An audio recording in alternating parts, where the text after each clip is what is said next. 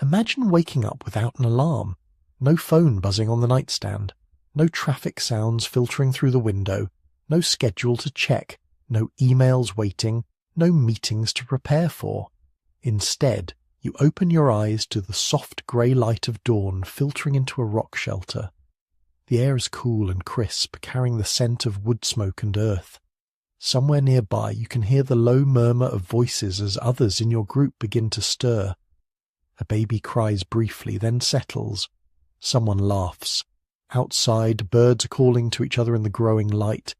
This is how humans woke up for hundreds of thousands of years. This was morning. It's 40,000 years ago, give or take a few millennia. You're a Homo sapiens living somewhere in what we'd now call Europe or Africa or Asia. Anatomically, you're identical to modern humans. Same brain size, same body structure, same capacity for language and thought and emotion. But your world, your daily reality is so alien to ours that it's almost impossible to imagine.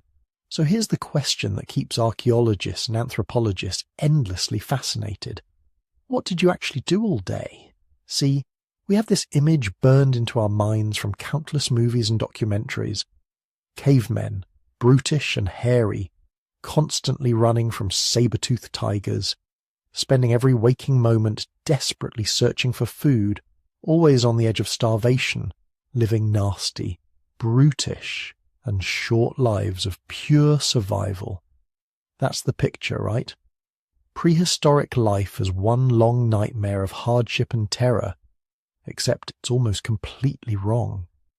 The archaeological evidence tells a radically different story.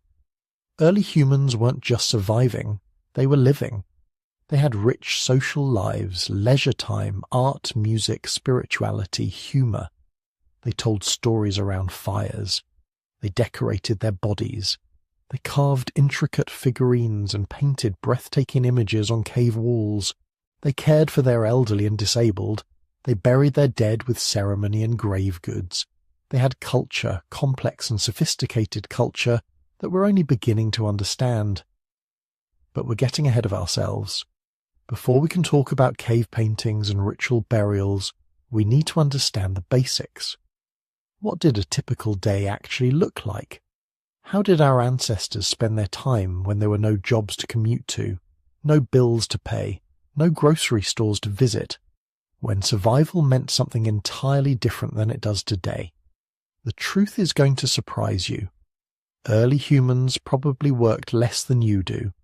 Study of modern hunter-gatherer societies, which offer our best window into prehistoric lifestyles, show that people typically spent only 4 to 6 hours a day on what we'd call subsistence activities. Gathering food, hunting, preparing meals, maintaining tools and shelters. That's it. The rest of the time was leisure. Socializing, playing, creating art, telling stories, just hanging out. This flies in the face of everything we've been told about progress. We imagine our ancestors as desperately poor in time and resources, while we're rich and comfortable. But in terms of free time, the opposite might be true. A prehistoric human probably had more leisure hours in a week than most modern people get in a month. If you're watching this to fall asleep, that's exactly why I make these videos. Maybe subscribe and let me know, where are you right now and what time is it? I always check the comments and it's fascinating. Someone in Tokyo at sunrise, someone in London at lunch, someone in California at midnight, all drifting off to the same stories about our shared human past. The more we study prehistoric life, the more complex and nuanced the picture becomes. Yes, there were dangers. Injuries were common and often serious. Infant mortality was high. Infections that we'd treat with antibiotics could be deadly. Life expectancy was lower than today, though not as low as you might think. If you survived childhood, you had a decent chance of living into your 50s or 60s. Some individuals made it much longer. But here's what really matters. Within those years, people lived full lives. They laughed, loved, mourned, created, struggled, celebrated. They weren't just biological machines optimized for survival. They were human in every sense we understand that word. They had the same fundamental needs we do. Food and shelter, yes, but also connection, meaning, beauty, play. So let's walk through a day together. Not a dramatic day with a mammoth hunt or a confrontation with a rival group. Though those happen too, just a regular day. An ordinary day 40,000 years ago when an early human woke up to the dawn and lived their life in ways that were both utterly foreign and strangely familiar to how we live ours. Because understanding how our ancestors actually spent their time doesn't just teach us about the past, it raises uncomfortable questions about the present, about how we live now, about what we've gained with civilization and what we might have lost, about whether progress always means what we think it means. Let's start at the beginning, with that moment when grey light filters into the rock shelter and another prehistoric day begins. You're not waking up to an alarm. There are no alarms. There's no concept of being late, no schedule to keep, no boss waiting. Instead, consciousness returns slowly, naturally, pulled back by the gradual lightening of the sky and the stirring of bodies around you. The first thing you notice is the cold. Not the bone-deep, life-threatening cold of deep winter, but that crisp morning chill that makes you reluctant to leave the warmth of your sleeping spot. You're lying on a bed of dried grasses and animal skins, pressed close to other members of your band. Not for intimacy necessarily, just survival. Body heat is a resource too valuable to waste. The second thing you notice is the smell. Wood smoke. Always wood smoke, but faint now. The fire that burned bright last night has died down to embers. Mixed with that is the scent of unwashed bodies. Not unpleasant exactly, just human. The smell of rendered animal fat from yesterday's meal. The earthy, mineral smell of the rock shelter itself. If you're near the coast, maybe salt air. If you're inland during spring, the green smell of new growth. Someone is already awake. There's always someone awake. Sleep in the Paleolithic wasn't like modern sleep. We have evidence, both from studying modern hunter-gatherers and from sleep research, that humans probably practiced what scientists call biphasic or polyphasic sleep. You'd sleep for a few hours after dark, then wake for a period in the middle of the night. This wasn't insomnia. This was normal. During that wakeful period, people would talk quietly, tend the fire, check on children, maybe make love, maybe just lie there thinking whatever thoughts people think when the world is silent and dark. This meant that at any given moment during the night, someone was usually awake. Someone was listening for the sounds that didn't belong. The footfall of a predator, the crack of a branch, the distant howl that meant danger was moving through the territory. Safety wasn't something you could take for granted. It was something you maintained, hour by hour, through vigilance and cooperation. The person who's awake now is feeding the fire. You can hear the soft sounds of movement, see the sudden brightening as flames catch on new fuel. Fire management was maybe the most important skill your people possessed. Let it die completely and you'd have to restart it, either by carrying embers from another group's fire, possibly miles away, or by using friction methods that were exhausting and time-consuming. Better to keep it going. Better to make sure someone always took responsibility for feeding it through the night. Who did that job varied. Sometimes the elderly, who slept lighter anyway and had already proven their worth to the group in 1,000 other ways. Sometimes young adults, particularly those without small children who needed their parents' full attention. Sometimes it rotated, an informal understanding that everyone contributed to the survival of the whole. As the fire builds, more people begin to stir. Children first, usually. Kids wake up ready to move, ready to play, just like they do now. You hear a small voice, the rustling of bodies, a mother's soft murmur telling a child to stay close, stay warm, wait for the sun. But children are terrible at waiting. Within minutes, a few of the older ones are up, stretching, moving toward the fire, their breath visible in the cold air. The adults wake more slowly.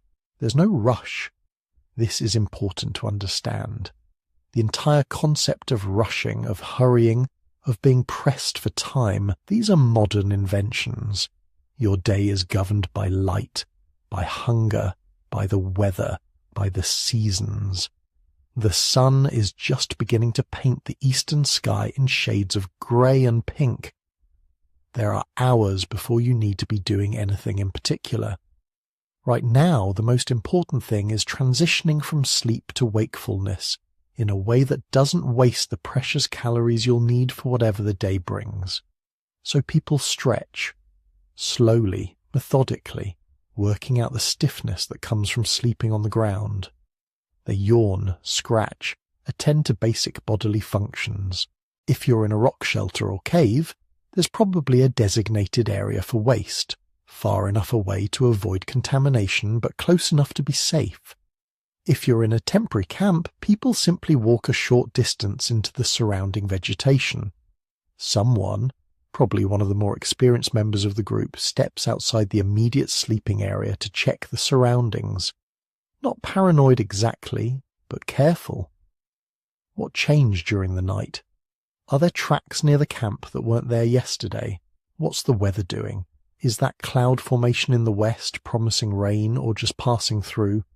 Is the wind shifting, bringing different scents, different information about what's happening in the wider world?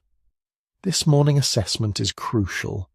Paleolithic humans were readers of signs in ways we can barely imagine. They could tell from the behavior of birds whether a predator was nearby. They could read weather patterns days in advance by watching clouds, feeling humidity, noticing how different plants responded to atmospheric changes. They could identify individual animals by their tracks and tell you how long ago they passed, whether they were healthy or injured, alone or part of a herd. All this information gets processed and importantly shared. As more people wake and gather around the growing fire, there's conversation. Quiet at first, then building as the group consciousness comes online. Dreams might be discussed. The Paleolithic mind probably didn't draw hard boundaries between dreaming and waking reality. A vivid dream might be interpreted as a message, a warning, a visit from ancestors. Worth talking about, worth considering. Plans begin to form, but loosely. The group needs food, but that's always true. The question is what kind of food and where to find it. Someone might have noticed yesterday that certain berry bushes were nearly ripe. Someone else might have seen signs of a large animal moving through a particular valley. A third person might suggest checking fishing spots if you're near water. None of these are orders. Nobody is in charge in the way we think of leadership. Instead, decisions emerge from discussion, from consensus, from individuals choosing to follow those with relevant expertise. But that's still ahead. For now, in these early morning moments, the main activity is simply being together. The band, your extended family, your survival unit, is reassembling after the night's dissolution. Everyone made it through another period of vulnerability. Everyone is here, accounted for, ready for another day. There's comfort in that. There's safety in numbers, yes, but also something deeper. Something that explains why humans are so fundamentally social. We literally evolved to need each other. Those who felt content in groups, who drew comfort from proximity to kin, who enjoyed cooperation, those were the ones who survived the bottleneck. Their descendants, us, carry genes that make isolation feel wrong and community feel necessary. Children are playing now, their energy infectious. They're not playing anything structured, nothing with rules, just running, chasing, wrestling, the physical play that builds strength and coordination. The adults watch with half an attention, letting the kids be kids but ready to intervene if play gets too rough or someone wanders too far. Meanwhile, practical concerns are being addressed. Someone is checking tools from yesterday. Is that spear point still secure in its shaft? Did that carrying basket develop any weak spots that need repairing? Is there enough cordage for today's needs, or does someone need to spend time making more? These aren't chores in the modern sense. They're not unpleasant tasks you do before getting to what you want to do. They're just part of life, as natural as breathing. And all of this, all of it, is happening without any sense of time pressure. The sun is higher now, the morning chill beginning to fade. You've been awake maybe an hour, though you have no way to measure that and no reason to care. Your stomach is starting to remind you it's empty. Other people are probably feeling the same. Soon, attention will turn to food, but not yet. For now, you're warm. You're safe. You're surrounded by people who know you and care about your survival, because your survival increases their own chances. This is waking up in the Paleolithic. No sudden jarring into consciousness. No racing to get ready. Just the slow, communal transition from sleep to activity, guided by light and bodies and the ancient rhythms that governed human life for hundreds of thousands of years. It's a pattern so fundamental that we still carry the biological echoes of it. That desire to hit snooze, to wake up slowly, to ease into the day rather than attacking it. That's not laziness.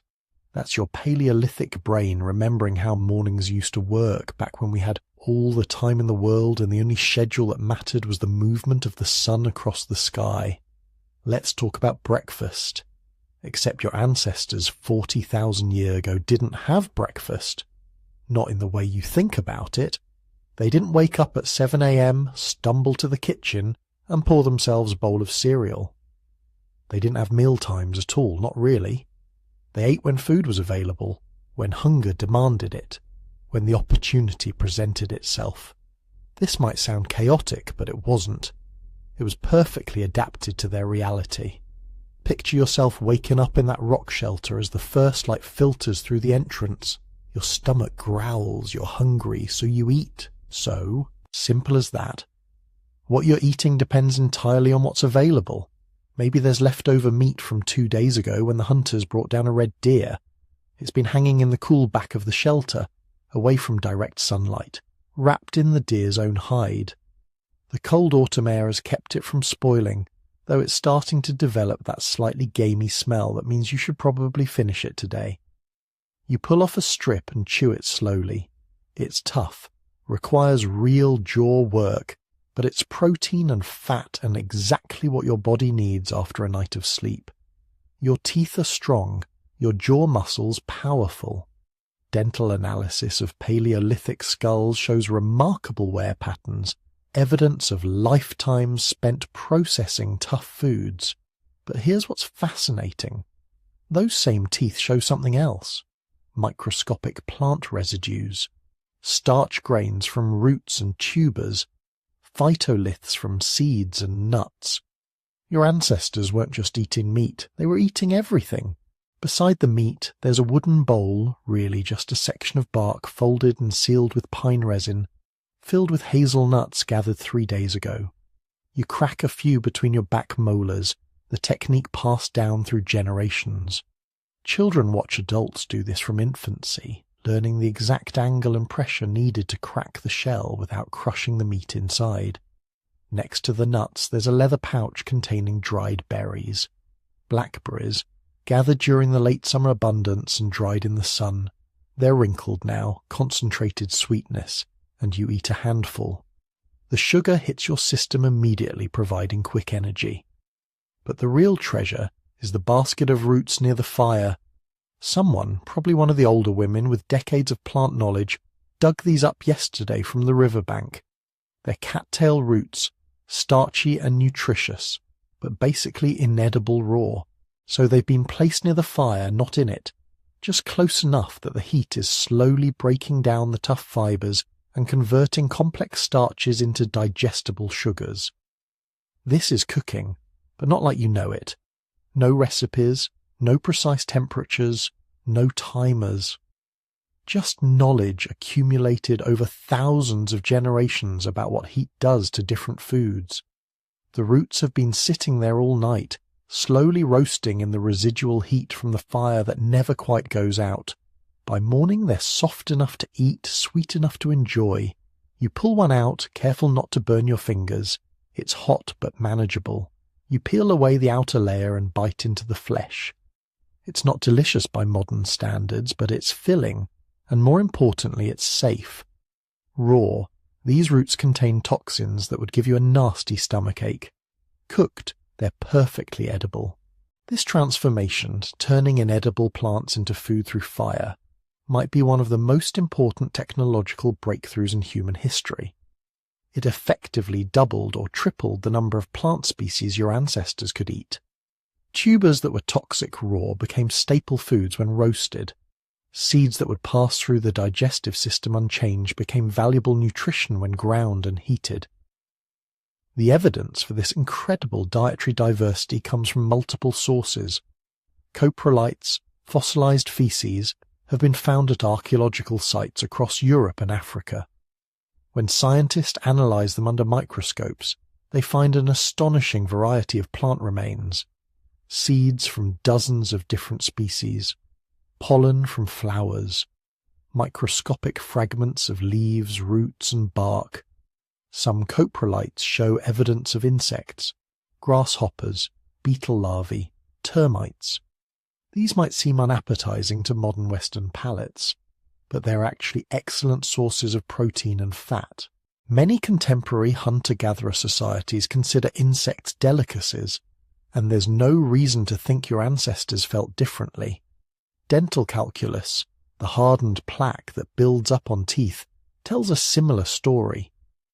When archaeologists scrape it off Paleolithic skulls and examine it under high-powered microscopes, they find plant starches from across the spectrum. Wild grains, root vegetables, nuts, berries, even plant fibers that were probably chewed to extract moisture or to soften them for other uses. What emerges from all this evidence is a picture of incredible dietary flexibility. Your ancestors weren't specialized. They were opportunists, capable of exploiting virtually any food source in their environment. Coastal groups ate fish, shellfish, seaweed, seabirds, and sea mammals, supplemented with whatever plants grew near the shore. Inland forest dwellers ate deer, wild boar, nuts, berries, roots, and mushrooms. Groups living near rivers ate fish, waterfowl, aquatic plants, and the land animals that came to drink. This flexibility was crucial for survival. Environments change, seasons shift, animal migrations follow unpredictable patterns. A group that could only eat one or two types of food would starve when those resources became scarce. But a group that could eat 50 different things, they'd always find something. As you're eating your morning meal, others are doing the same. The young mother is sharing nuts with her toddler, showing him how to crack them, how to pick out the meat without getting shell fragments. He's not very good at it yet. His small hands lack the strength and coordination, but he's learning, and in a few years he'll be teaching his own younger siblings. The old woman is preparing something more complex. She's taken some of the leftover meat and is pounding it between two stones, mixing it with rendered fat and dried berries. She's making pemmican, though she doesn't call it that. It's just food that lasts, concentrated nutrition that can be carried on long journeys or stored for lean times. This is knowledge, technical and precise. The ratio of meat to fat to berries has to be right, or it spoils. The pounding has to be thorough, or it doesn't bind together. She learned this from her mother, who learned it from hers, a chain of knowledge transmission stretching back thousands of generations. Nobody is eating alone. That almost never happens. Food is social, shared, distributed according to complex rules that everyone understands implicitly. The hunter who made the kill yesterday isn't eating any more than anyone else.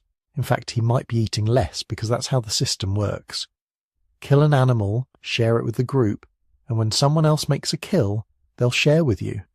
This is insurance, risk pooling, the social glue that keeps the group together. Children run back and forth, stealing bites from different adults, getting swatted away playfully or having food pressed into their hands. Nobody's stingy with children. There's always enough to go around, or if there isn't, the adults eat less to make sure the young ones get fed.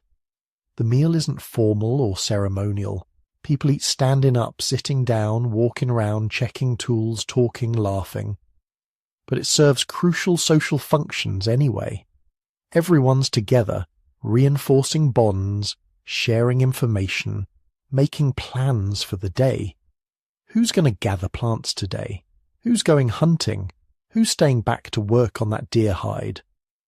These decisions happen organically, emerging from consensus rather than command. Someone mentions that the hazelnut trees by the northern grove should be producing well right now. Several women and older children volunteer to check. Someone else notes that there were deer tracks near the river yesterday. The hunters exchange glances, nod, start mentally preparing for a possible pursuit. Food preparation continues throughout this conversation. Hands are always busy. Someone's grinding seeds between stones.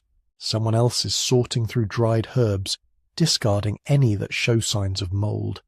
A teenager is learning to use a sharp flint flake to slice thin strips of meat, preparing them for drying.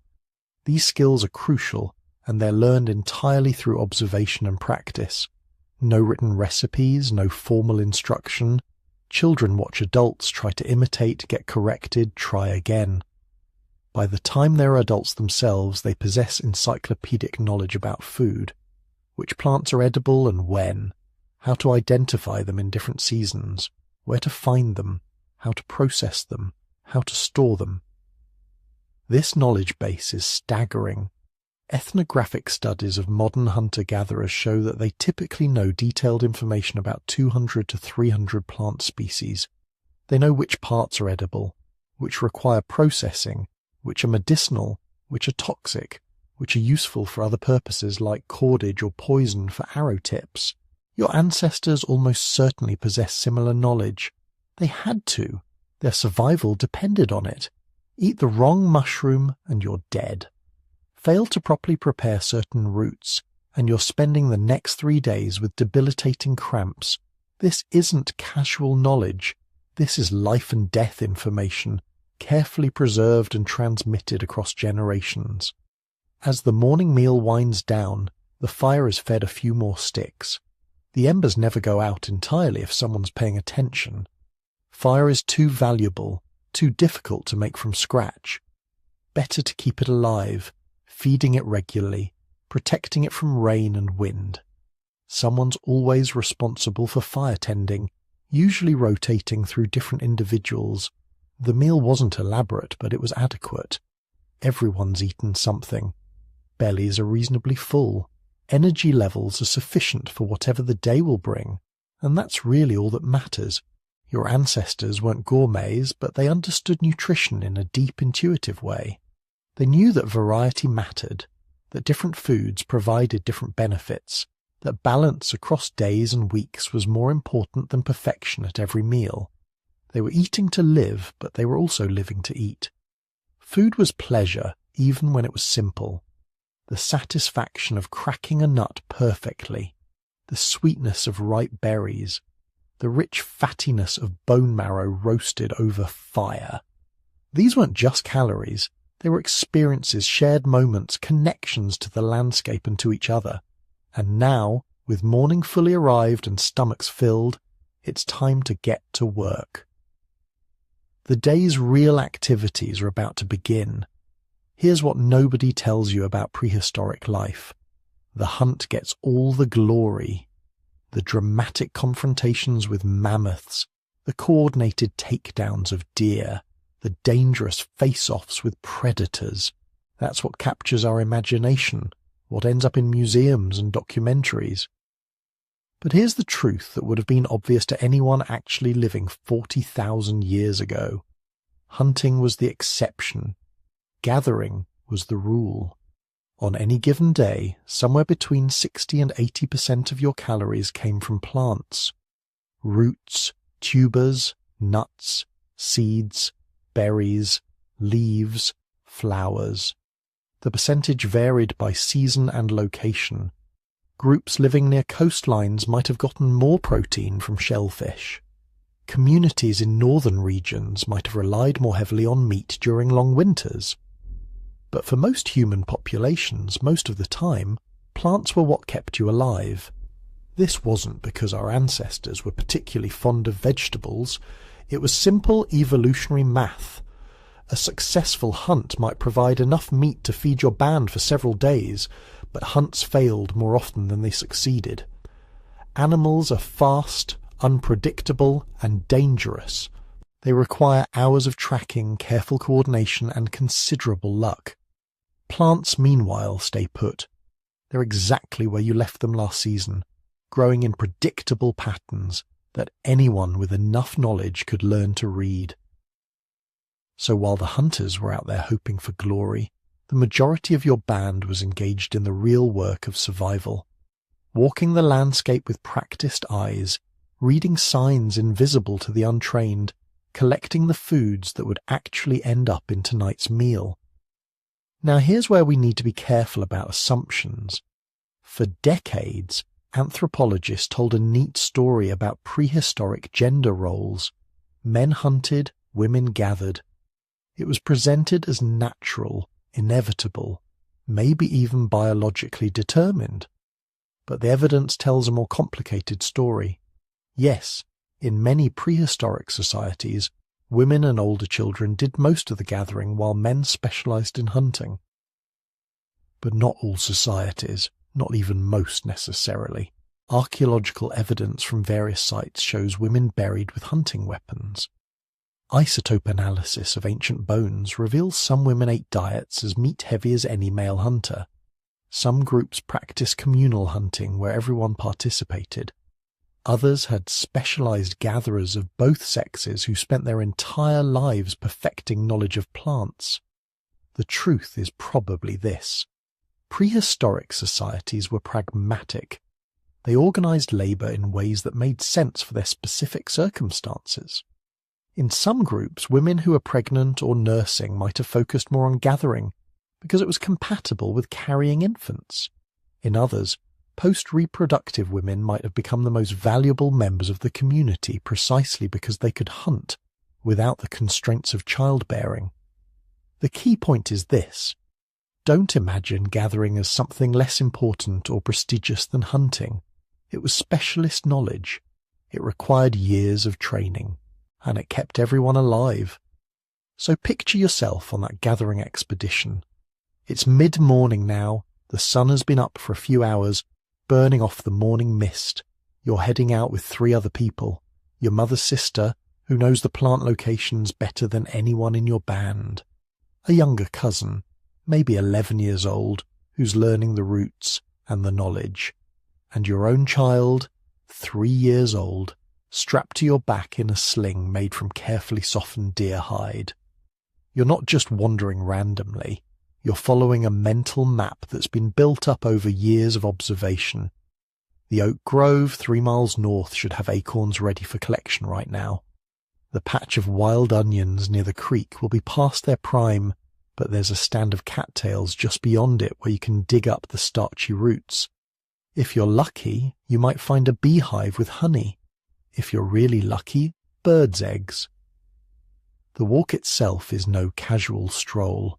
You're covering somewhere between 5 and 10 miles today, most of it over terrain that would challenge modern hikers. Rocky hillsides, thick underbrush, streams to ford, slopes to climb. You're doing all of this while carrying a child plus the tools of your trade.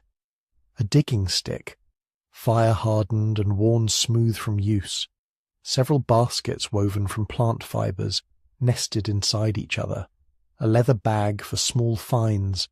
Maybe a stone knife tucked into a belt made from twisted plant fibers. But here's what makes gathering so different from hunting. It's not about adrenaline or drama. It's about attention. You're reading the landscape like a book, noticing details that would be invisible to outsiders. The slight discoloration of soil that indicates wild tubers growing below. The pattern of animal tracks that suggests a fruit tree nearby. The the specific angle of sunlight that tells you which side of the hill will have ripe berries. Your aunt stops at what looks like an unremarkable patch of ground. But she sees something you're still learning to recognize, a particular type of grass that always grows near edible roots. She drives her digging stick into the earth, probing carefully. 3 inches down, she strikes something solid. She works the stick around it, loosening the soil, then reaches in with her hands and pulls up a tuber the size of your fist. It's pale, knobbly, completely unappetizing to look at. But you know from experience that when it's roasted in the coals of tonight's fire, it'll be sweet and filling.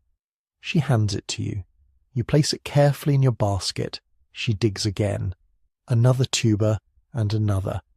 This spot is rich. In 10 minutes, you've collected enough tubers to feed everyone tonight, maybe with leftovers for tomorrow. But you're not done.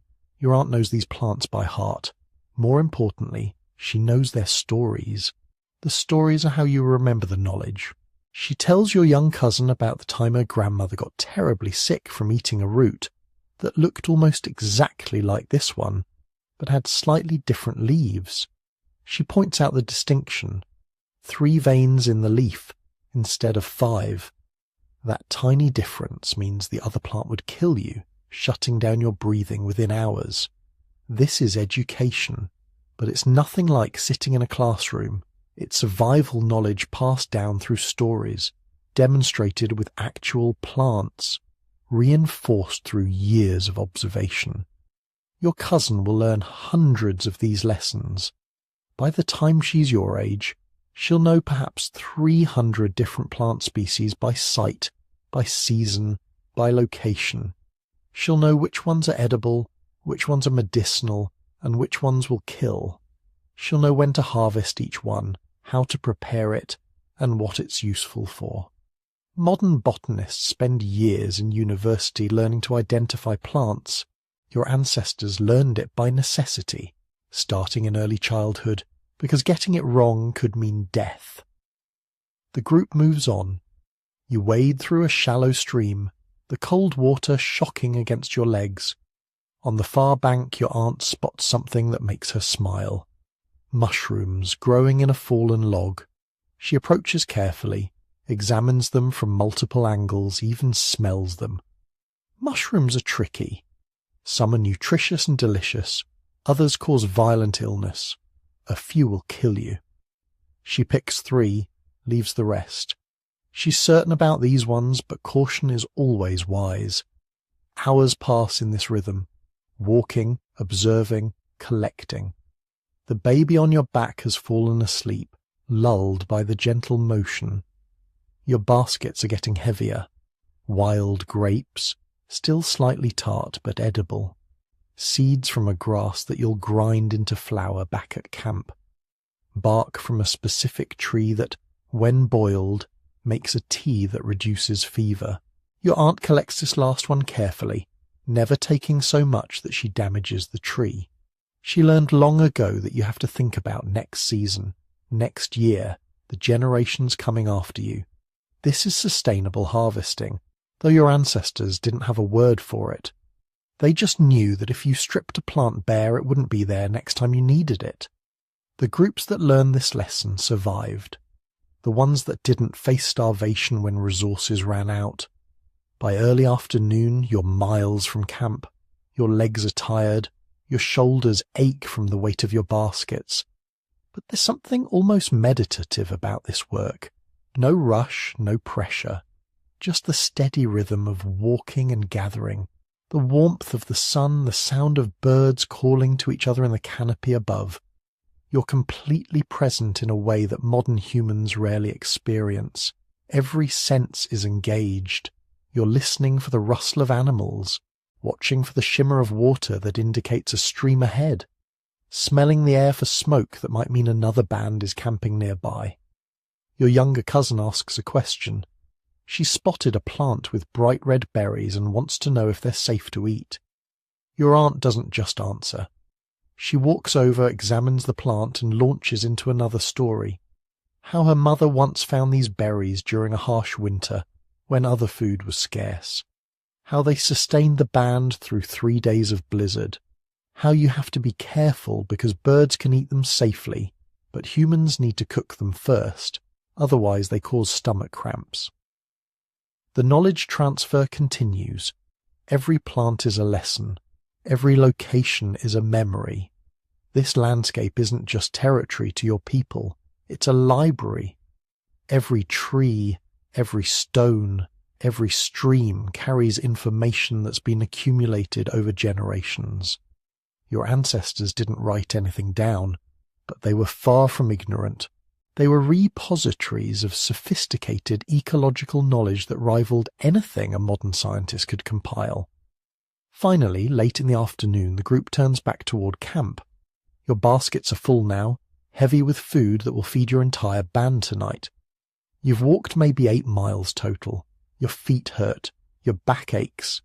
The baby has woken up and is fussing, wanting to be fed, but you're satisfied.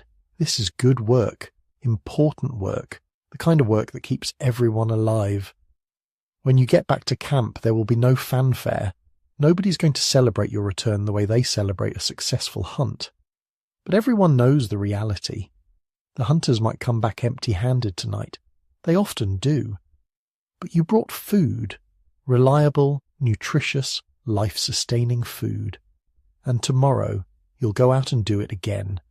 This is the rhythm that sustained humanity for hundreds of thousands of years. Not the dramatic moments, the steady, patient, knowledgeable work of gathering. Your ancestors were reading the landscape in ways we've almost completely forgotten. They were paying attention to nature with an intensity that most modern humans never experience. And they were doing it not as a hobby or a spiritual practice, but as the fundamental work of survival. Here's something that might surprise you. Your ancestor probably wasn't hunting today, or yesterday, maybe not even this week. We have this image of prehistoric life as a constant struggle, early humans waking up each morning and immediately heading out to chase down mammoths or wrestle with saber-toothed cats. Hollywood loves this narrative. Man versus beast, daily death matches for survival. But the reality was far more interesting and far more strategic. Hunting for early humans wasn't a daily grind. It was an occasional high-stakes event that required immense planning, patience, and more often than not, ended in failure. A successful hunt might happen every few days if you were lucky, every few weeks if you weren't. The rest of the time you were preparing, planning, tracking, and most importantly relying on gathering to fill your stomach. But when the hunt did happen, it was extraordinary. Let's say today is one of those days. The signs have been building for a while. Yesterday, scouts spotted fresh tracks from a small herd of antelope moving through a valley about 5 miles from camp. The animals are heading toward a seasonal water source, following patterns your people have observed for generations. The timing is right. The weather is clear, and most crucially, several experienced hunters are available and healthy enough to make the attempt. This is how it begins, not with sudden impulse, but with careful deliberation. The group gathers in the early morning, 6 men and 2 women, all proven trackers and hunters. They discuss the plan using a combination of spoken language and hand signals that have been refined over thousands of years. Who will take which position? Where the animals are likely to go, what the fallback options are if things don't work out. They carry spears, each one a masterpiece of prehistoric engineering that took days to create. The wooden shaft carefully straightened over fire and seasoned for months to prevent warping. The stone point, napped from high-quality flint traded from a quarry 200 miles away. Hafted with plant resin and sinew that's been processed and dried to create a bond stronger than most modern adhesives. Some of the hunters also carry atlatls, spear throwers that use leverage to triple the velocity and distance of a thrown spear. This technology is relatively new, maybe only a few thousand years old in your region, but it is revolutionizing hunting in the same way the bow will revolutionize it thousands of years from now. The group moves out and immediately you notice something. They're not rushing. There's no frantic chase, no dramatic sprint across the savannah. Instead, they're walking at a steady, sustainable pace, reading the landscape as they go. This is where hunting becomes a science. One of the trackers kneels beside a depression in the sandy soil. He studies it for several long moments, then signals to the others. The track is fresh, probably from this morning. The depth and clarity tell him the animal was moving at a walk, not alarmed. The spacing between tracks indicates it's a young adult, healthy, good size, but not too large to bring down. He can tell all this from a single hoof print. This isn't magic. It's pattern recognition honed over a lifetime of observation. Your people have been tracking animals since childhood, learning to read the landscape the way you might read a book. Every broken twig, every disturbed pebble, every scratch on a rock face tells part of the story. Where the animals went, how fast they were moving, how long ago they passed, whether they were calm or alarmed. The group follows the trail for hours. No rushing, just steady walking, periodically stopping to check signs and adjust their strategy. This is the part of hunting that never makes it into the dramatic retellings. The long, patient stalking that requires more mental endurance than physical strength. Around midday, they spot the herd. 8 antelope grazing in a shallow valley near a waterhole. Now comes the critical decision point. Do they attempt an ambush, trying to get close enough for spear range? Or do they use the technique that humans, uniquely among all predators, have perfected? They choose persistence hunting. Here's what makes humans terrifying predators. We can't outrun almost any animal in a sprint. A healthy antelope can hit 50 miles per hour. A human tops out around 15. But we have something no other animal has. We can run for hours in the heat of the day without overheating, thanks to our nearly hairless bodies and incredible capacity for sweating.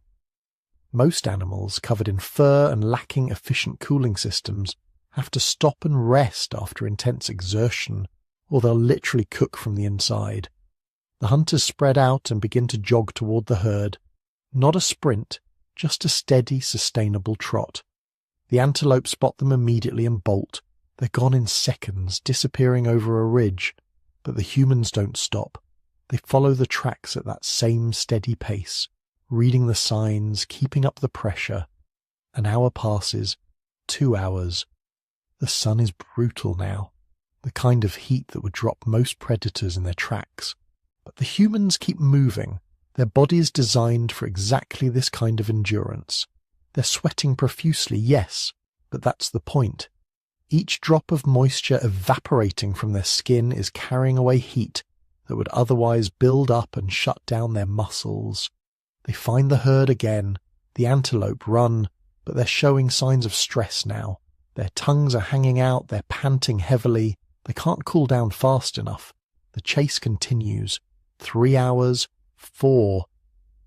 The trackers are rotating the lead position, allowing individuals to drop back and recover slightly while others maintain the pressure. This is cooperative hunting at its finest. No single human could do this alone. But a coordinated group, communicating constantly, sharing the effort, can accomplish what seems impossible. Finally, after nearly 5 hours, they close in on a single antelope that is separated from the herd. The animal is stumbling now, its cooling system overwhelmed, its muscles beginning to fail from the combination of heat and exhaustion. One hunter moves in close enough for a spear throw.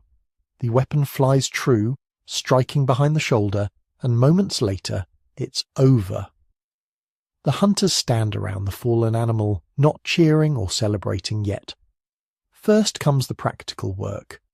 One of them makes a quick, precise cut and offers a prayer or acknowledgement. We can't know the exact words or gestures, but evidence from multiple prehistoric sites suggests early humans performed some kind of ritual around successful kills. Respect for the animal that gave its life. Gratitude to whatever spirits or forces they believed governed the hunt.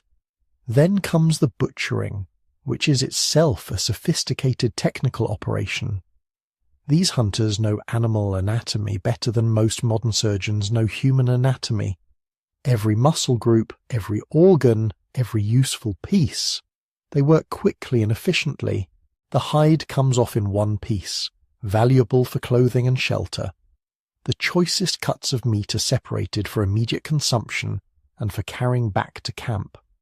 Organs that spoil quickly are prepared for eating on site. Nothing is wasted. Even the bones will eventually be cracked open for their marrow, one of the most nutrient-dense foods available. But here's the problem. They're 5 miles from camp, and they've just produced several 100 pounds of meat and materials. They can't carry it all in one trip, and leaving meat unattended means lions, hyenas and vultures will claim it within hours. This is where the social dimension of hunting becomes crucial. 2 runners head back to camp at speed to bring reinforcements. The rest stay with the kill, building a fire to keep scavengers at bay and beginning the process of smoking some of the meat for preservation.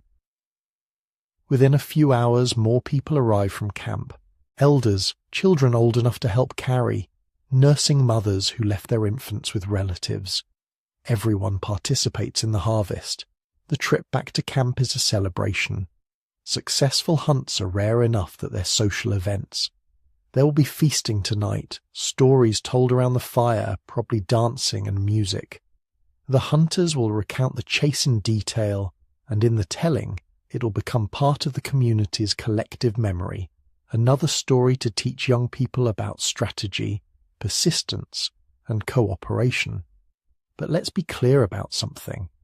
This doesn't happen every day or even every week. Between successful hunts, there are dozens of failed attempts, tracks that lead nowhere, animals that prove too fast or too alert, injuries that force the hunters to turn back, hunts that simply don't work out despite everyone doing everything right. And this is crucial to understanding prehistoric life. Hunting was important, absolutely. It provided concentrated protein and fat that gathering alone couldn't match. The social bonds formed during cooperative hunts helped cement group cohesion. The skills required, tracking, weapon crafting, strategic planning, pushed the development of human intelligence and communication. But hunting was never the main source of calories for most prehistoric groups. That honor went to gathering, which happened every day, provided the majority of nutrition, and didn't require risking life and limb. Hunting was the occasional glory, the high-stakes gamble that sometimes paid off spectacularly. What made early humans successful wasn't that they were the best hunters. It's that they were good enough at hunting, while also being excellent at everything else. Gathering, tool-making, social cooperation, adapting to new environments. They were generalists who could deploy specialist skills when needed, and the hunt, when it succeeded, was just one thread in the complex tapestry of prehistoric survival. Tomorrow, whether today's hunt succeeded or failed, there would still be roots to dig, nuts to gather, tools to repair, children to teach, and the endless, patient work of staying alive in a world that was beautiful, abundant, and occasionally willing to reward the clever, the persistent, and the cooperative. The antelope is gone now, transformed into food, clothing, and tools. But the knowledge of how it was taken that lives on, passed from this generation to the next, refined and improved with each retelling, until it becomes not just survival strategy, but culture. By midday, the camp was alive with a sound that would have been instantly recognizable to any craftsperson throughout history. The rhythmic tap, tap, tap of stone on stone. Not loud, not violent, just persistent, purposeful. The sound of someone making something that didn't exist before. Your aunt was sitting on a flat rock near the central fire, a hammerstone in one hand and a piece of flint in the other. Every few seconds she'd strike the flint at precisely the right angle, sending a small flake spinning off into the dust.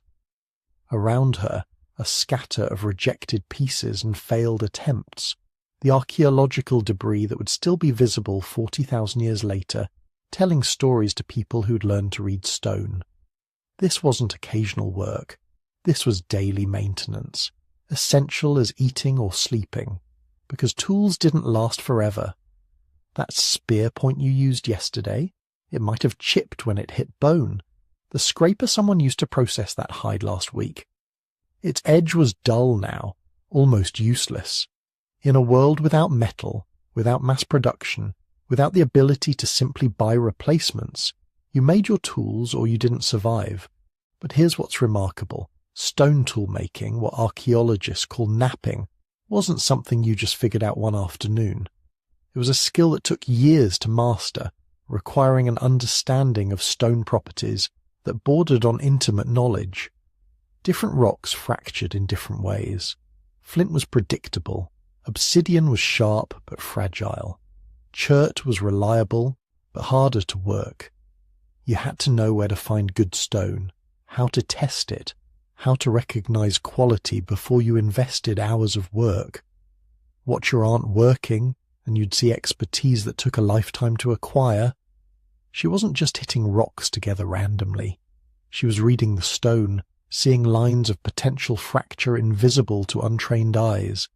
Each strike was calculated. Too hard and the piece would shatter. Too soft and nothing would happen. The angle had to be exact, the point of impact precisely chosen. It was geometry and physics, executed entirely through intuition and muscle memory. The process was called the prepared core technique, and it represented centuries of accumulated knowledge.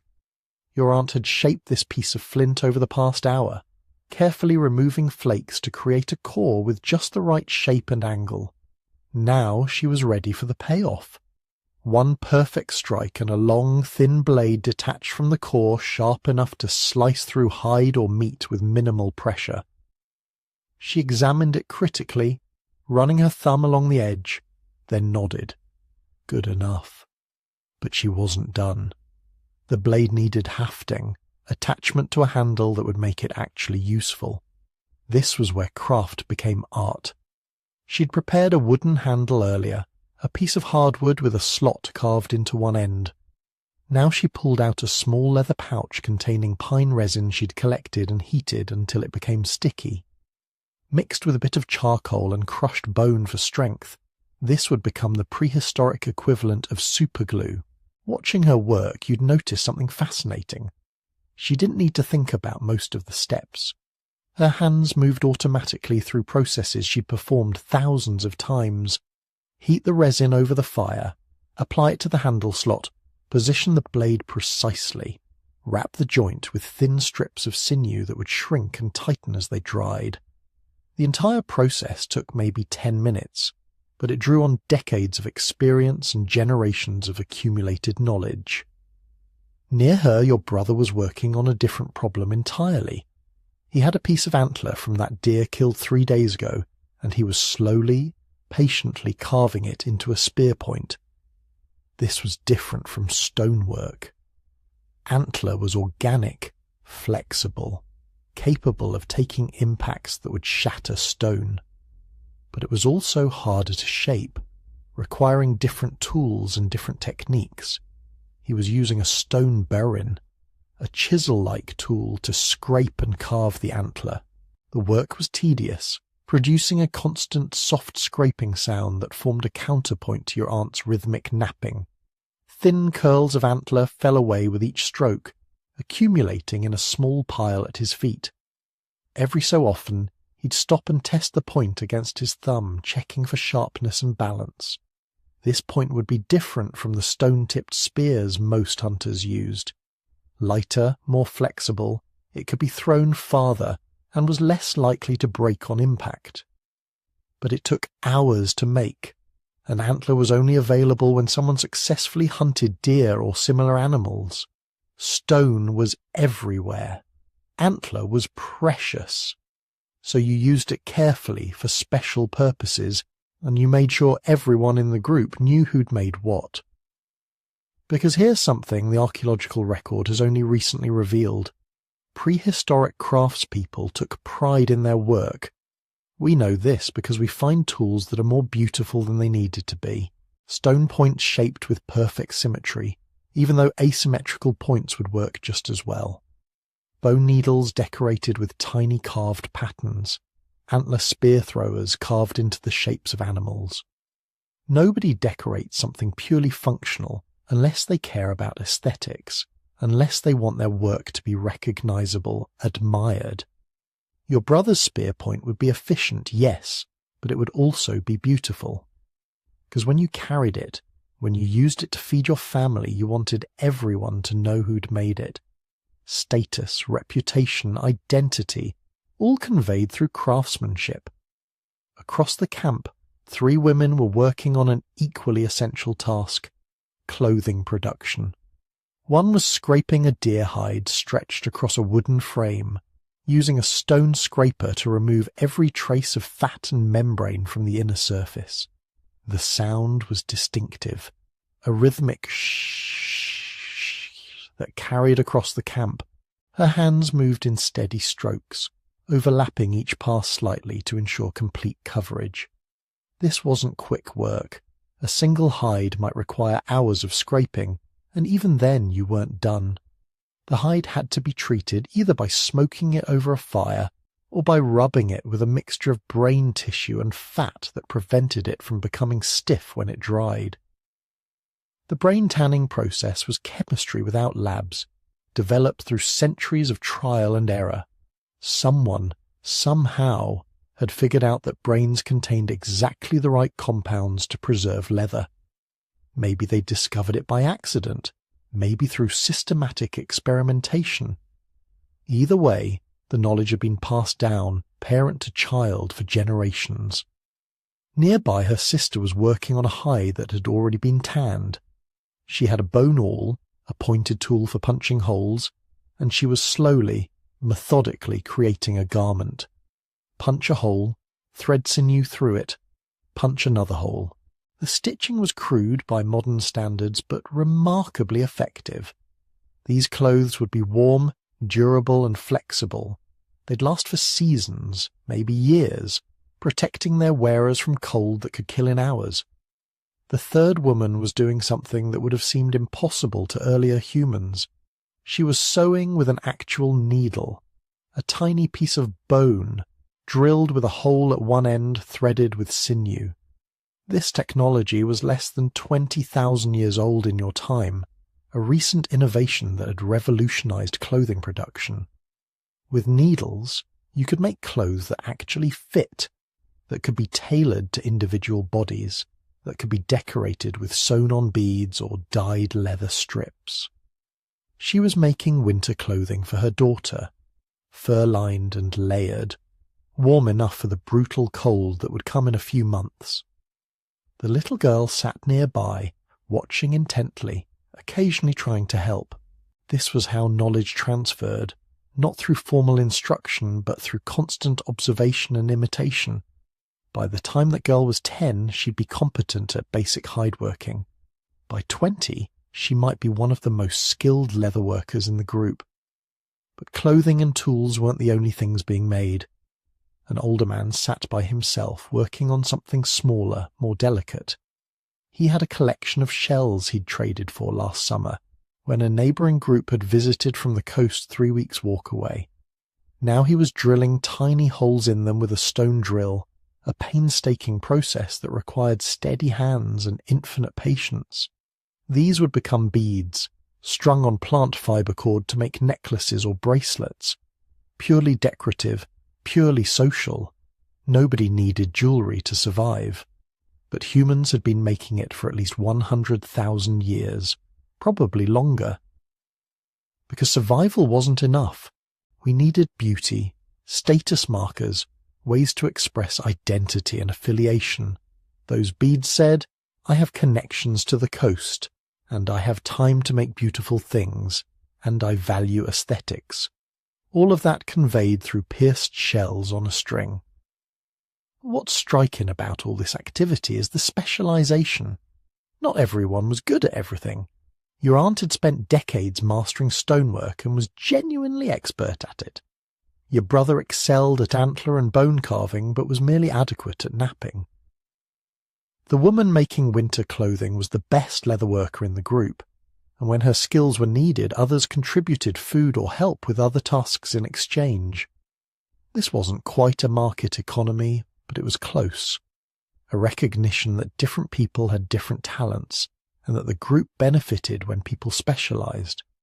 It was also the foundation for something that would become increasingly important: social complexity.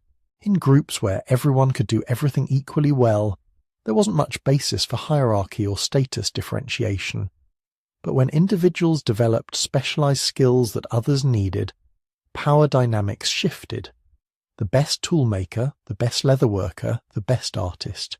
They all gained influence that transcended simple physical strength or hunting ability. And everywhere, children watched. A boy of maybe 8 sat near your aunt, trying to replicate her movements with his own small stones. Most of his attempts failed, producing nothing useful, but she encouraged him anyway. Occasionally she'd take his hand, guide his strikes, show him the right angle. This was education, prehistoric style.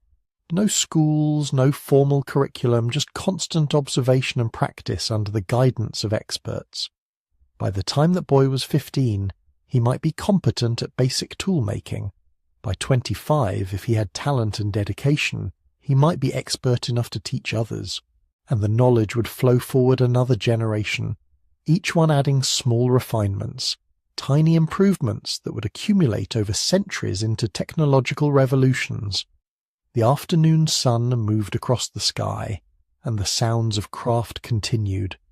Tapping, scraping, the crackle of fire, occasional conversation, creating the material culture that made human life possible. Building, one patient stroke at a time, the foundation for everything that would come after. If you imagine early humans as exhausted, half-starved figures trudging endlessly across the landscape, constantly hunting, constantly gathering, constantly on the brink of collapse, you're not alone. That image has been drilled into us for decades. Life before civilization, we're told, was nasty, brutish, and short. A constant struggle for survival. No time for anything except work.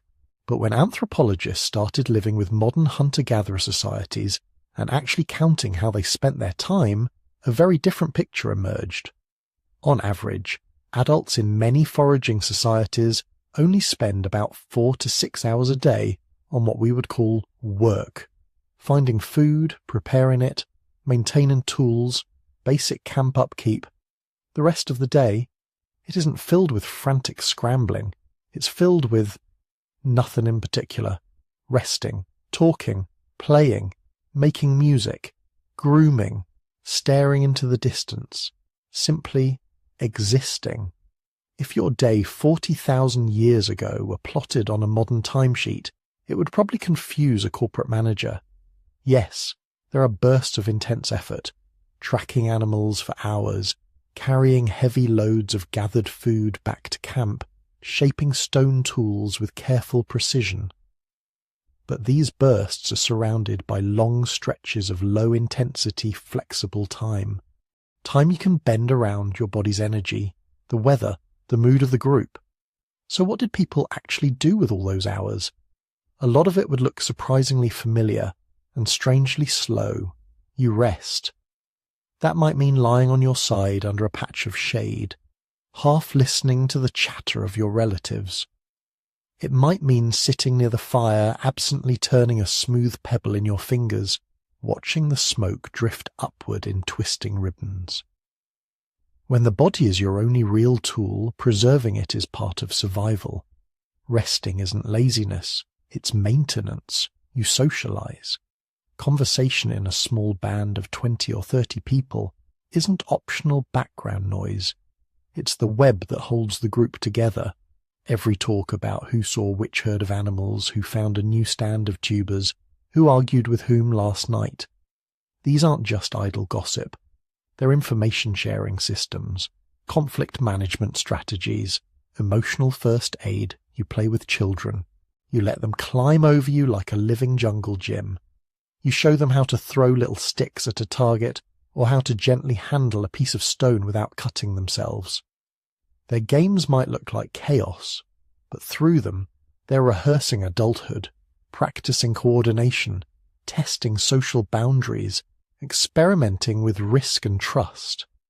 For long stretches of the day, there is no urgent agenda, no tight schedule, no alarm clock dragging you from one task to the next. The pace of life is often dictated by the slow cycles of the sun, the seasons and the movements of animals, not by the minute hand on a dial. And then, somewhere in all that unscheduled time, something else begins to happen. Humans start to invent fun. Archaeologists have found small objects at prehistoric sites that don't fit neatly into any category of tool or weapon. Tiny carved animals made of bone or antler. Smooth-shaped pieces of stone drilled through the centre like early spinning tops. Little figurines of people, sometimes exaggerated in strange ways. To a hungry adult crouching over a fire, these might not do much. But to a child, they're toys. You can picture it. A small hand trying to spin a stone disc on the packed earth. Two kids pretending to hunt with miniature spears made from twigs. A parent, half amused, half attentive, letting them help with a task that doesn't really need helping. Play isn't a distraction from real life. It is real life. Through play, children learn to aim, to negotiate, to share, to lead and follow. There are hints of games for adults too. Certain small stones and bones found together in patterns that suggest dice or counters. Etched lines on flat rock surfaces that might have been game boards. Places where pieces were moved back and forth in quiet competitions that passed the time and strengthened social bonds.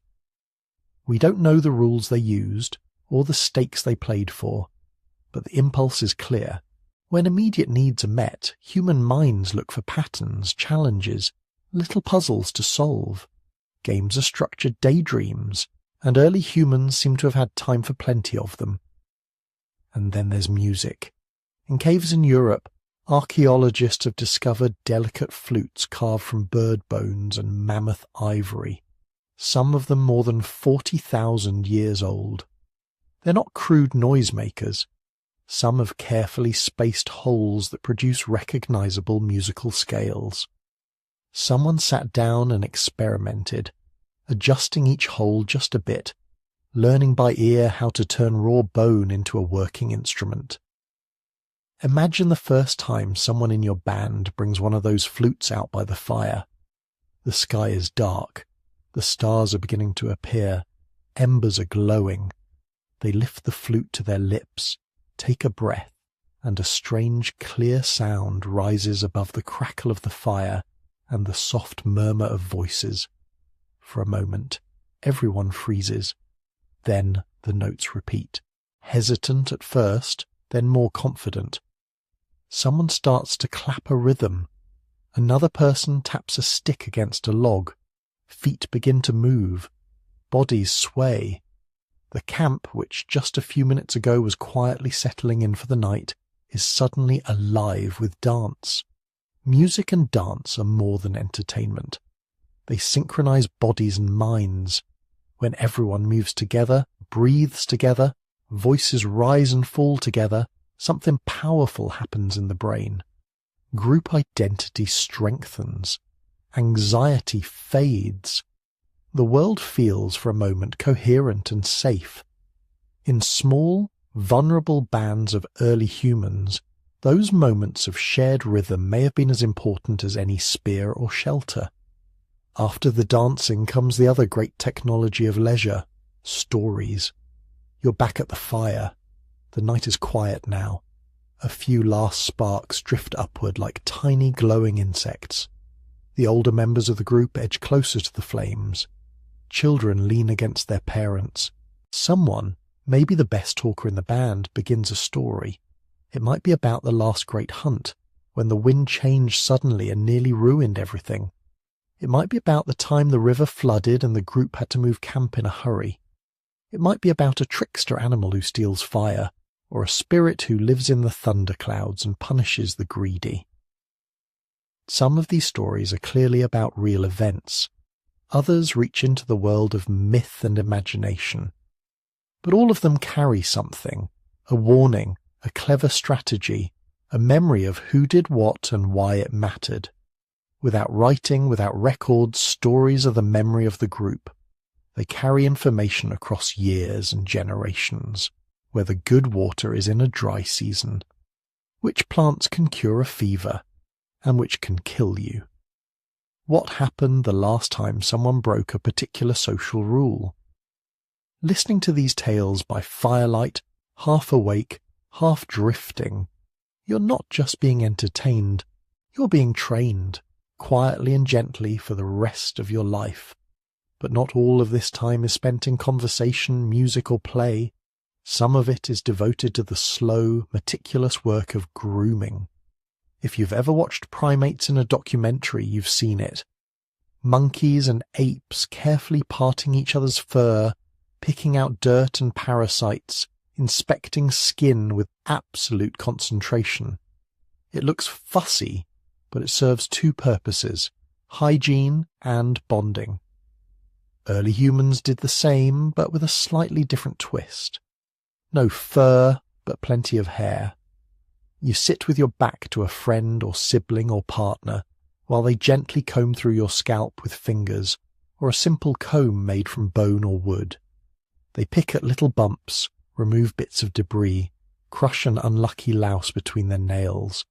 It's both practical and soothing, the kind of intimate contact that says without words, you matter. I'm paying attention to you.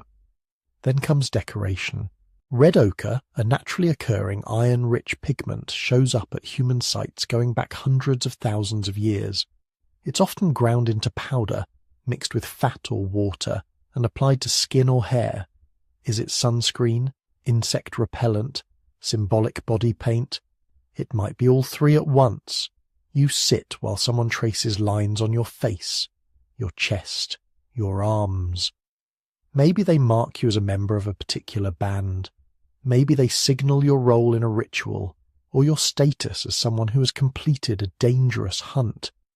Hair is braided. Beards are trimmed or decorated. Simple jewellery made from shells. Teeth or carved bone is threaded through hair or hung from cords around wrists and necks. These acts take time. They're not required to eat, drink, or stay alive, but they're part of how early humans turned bare survival into a life with identity, beauty, and meaning. And in between all this talking and playing and decorating and music making, there are long stretches of something that, in the modern world, we've almost forgotten how to do. Just watching. You lie on your back and look at the clouds drifting across the sky. You sit quietly and follow the path of a line of ants carrying food back to their nest. You stand at the edge of camp and watch a herd of animals grazing in the distance, the way they cluster and scatter, how the wind shifts their scent. You trace the patterns of stars, noticing how some constellations rise at particular times of year, how the moon waxes and wanes. To a modern observer, this might look like boredom. But for early humans, this constant, gentle observing is part of how they build a mental map of the world. It trains attention. It sharpens intuition. The person who has spent hundreds of evenings quietly watching the sky might be the first to notice an unusual pattern of clouds that hints at an approaching storm. The child who has spent endless hours following animal tracks just for fun might become the best tracker in the band without ever being formally taught. And there's something else here, something less practical and more mysterious. When you have no glowing screens, no written words, no background music piped in from distant speakers, silence and stillness don't feel empty. They feel full of insect hum and bird calls, the sigh of wind through grass, the distant rush of water, the soft breathing of people you love nearby. In that stillness, the boundary between you and the world can feel thinner. You're not a separate mind trapped in a frantic schedule, glancing at nature through a window on your day off. You're an animal in an environment, embedded in it, attentive to it, shaped by it. So the day of an early human, 40,000 years ago, is not a blur of endless toil. It's a pattern of effort and ease, of focused work and rambling leisure. Hunting, gathering, crafting. Yes. But also joking, singing, dancing, grooming, decorating, storytelling, cloud-watching, stargazing. Their lives were dangerous in ways ours usually aren't.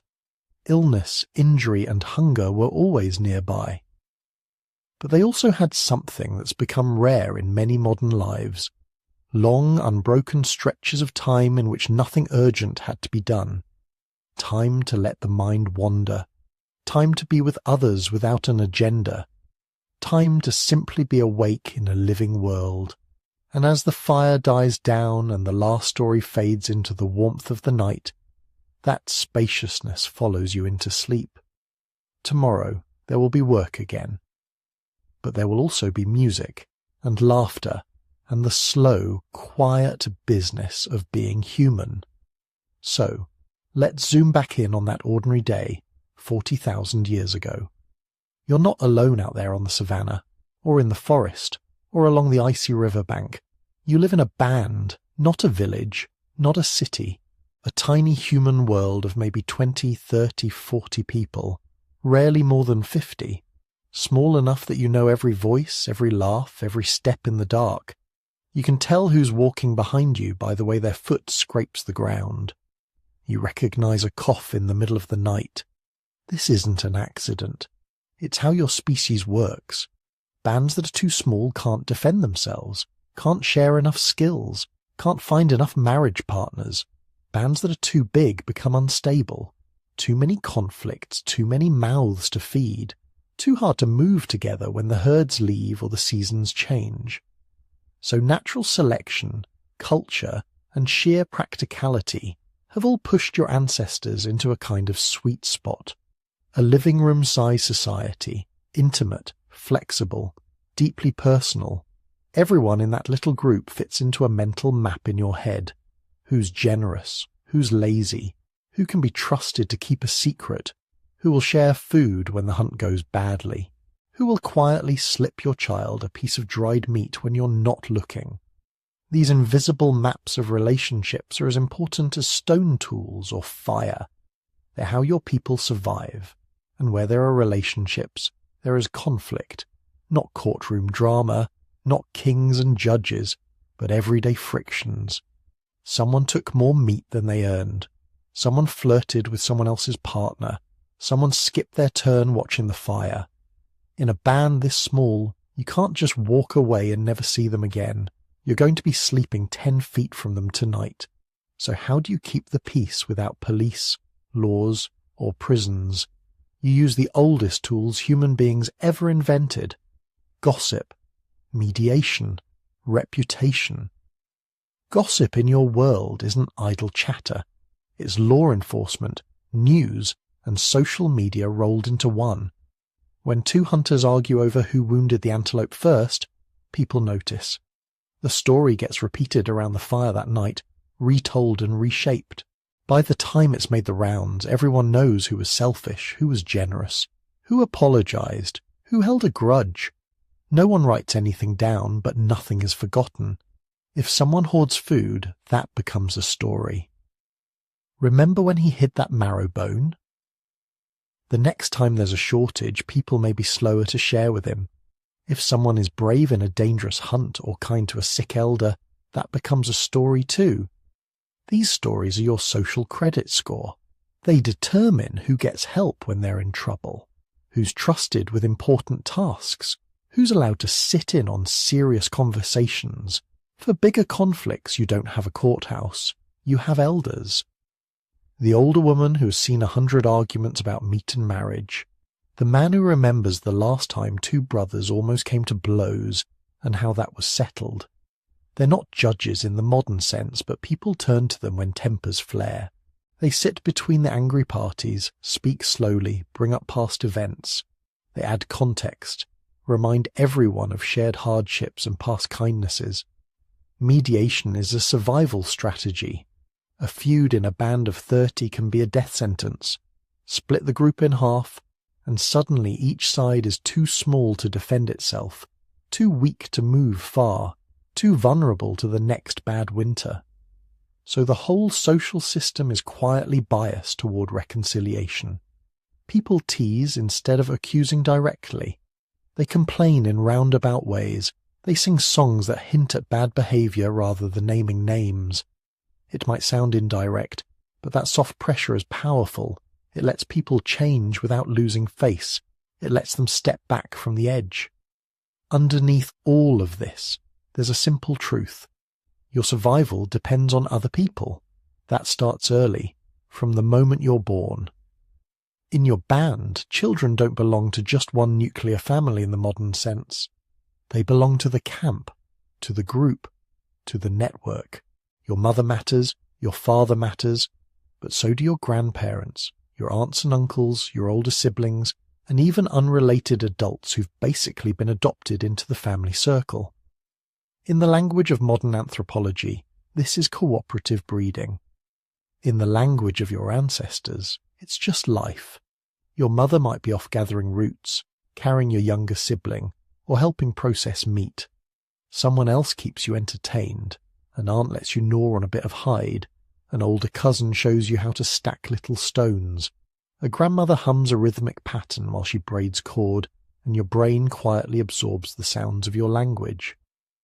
It takes a village isn't a metaphor here. It's a job description.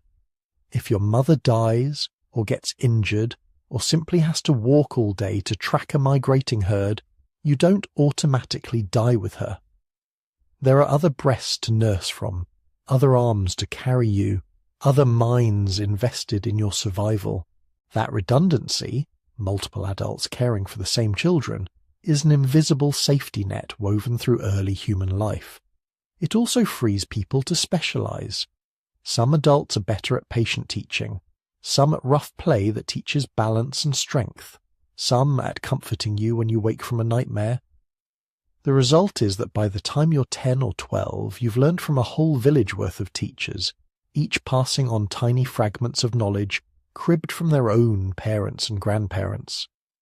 Relationships and partnerships within this world are more varied than simple one man, one woman forever. Different environments, different cultures, and different times probably saw different patterns.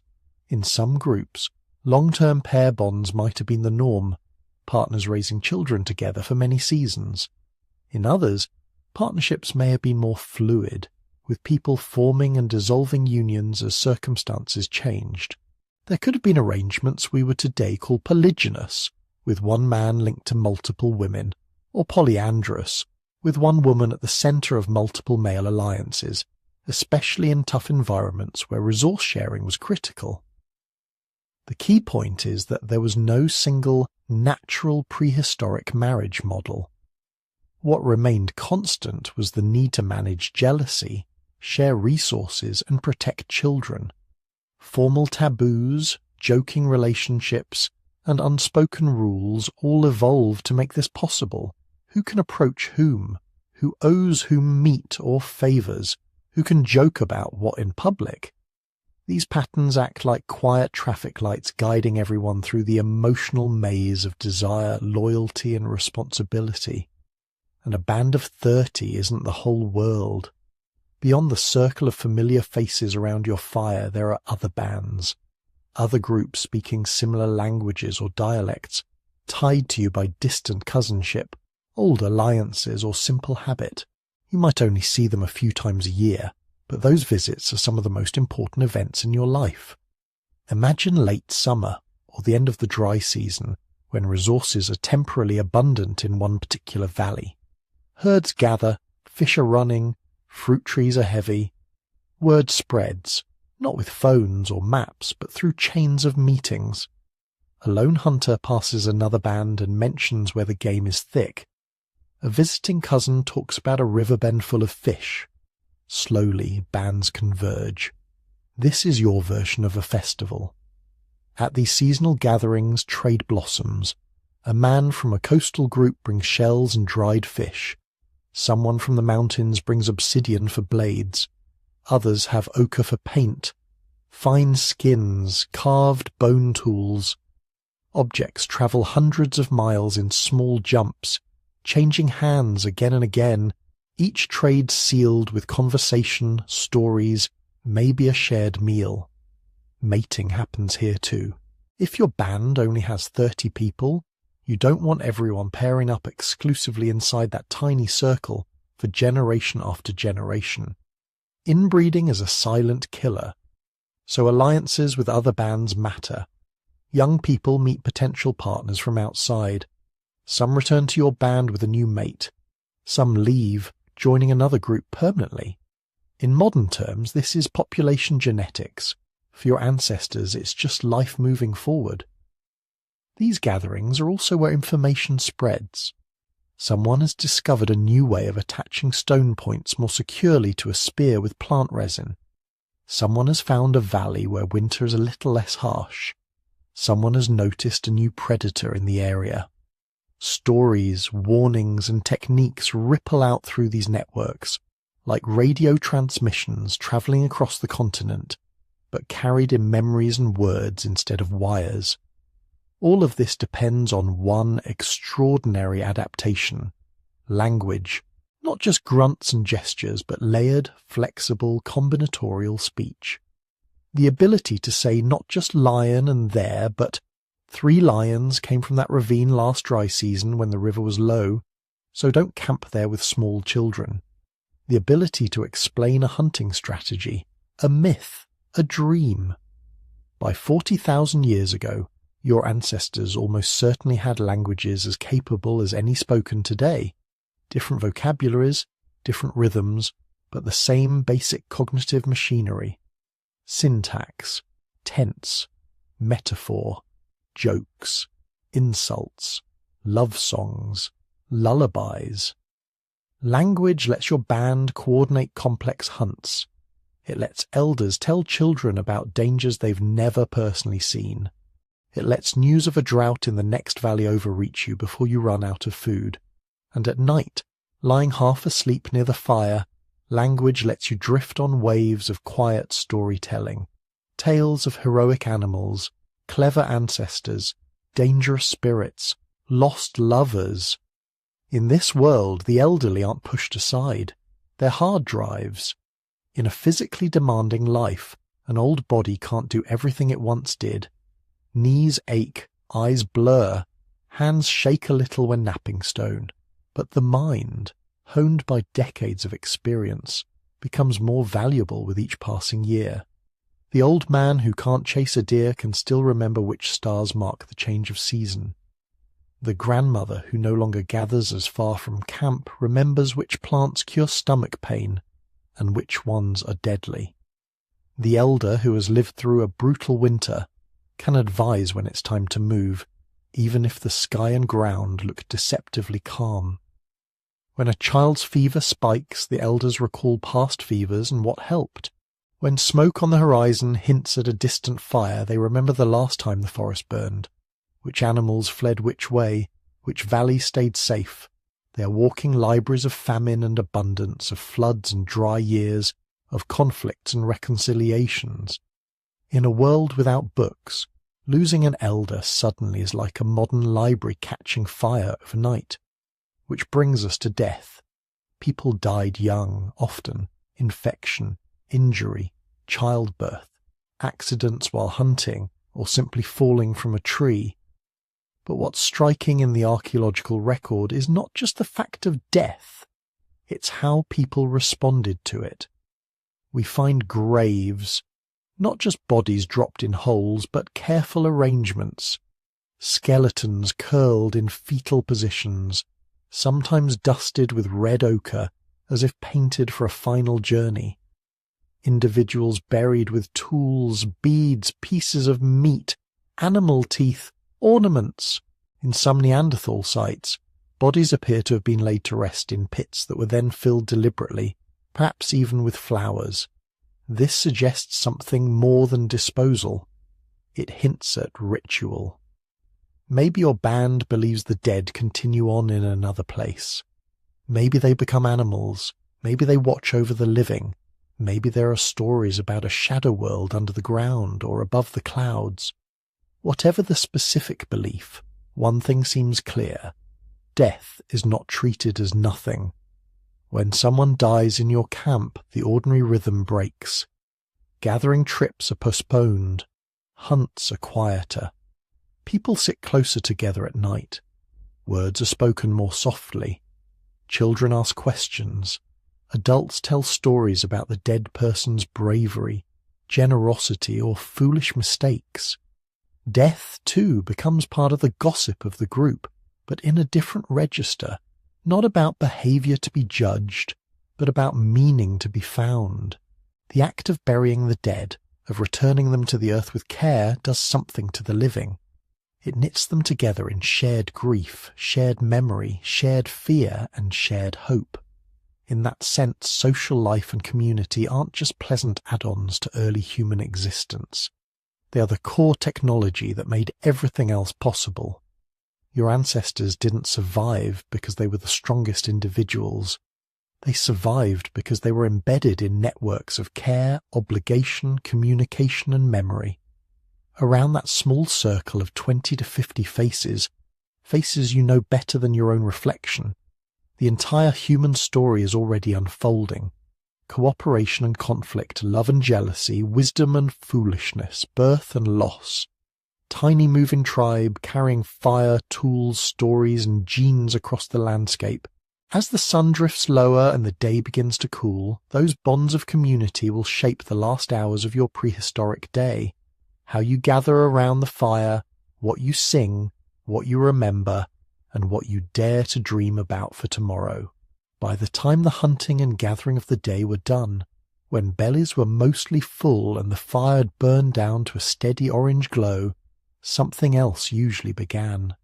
Something that didn't fill the stomach or sharpen a spear, but still felt necessary. Your ancestors had another job besides staying alive. They had to make sense of being alive. Picture the entrance of a cave as night falls. The last light is fading outside, the air cools, and the sounds of insects and distant animal calls begin to rise. Inside, the fire paints the walls with moving shadows. Someone picks up a piece of red ochre.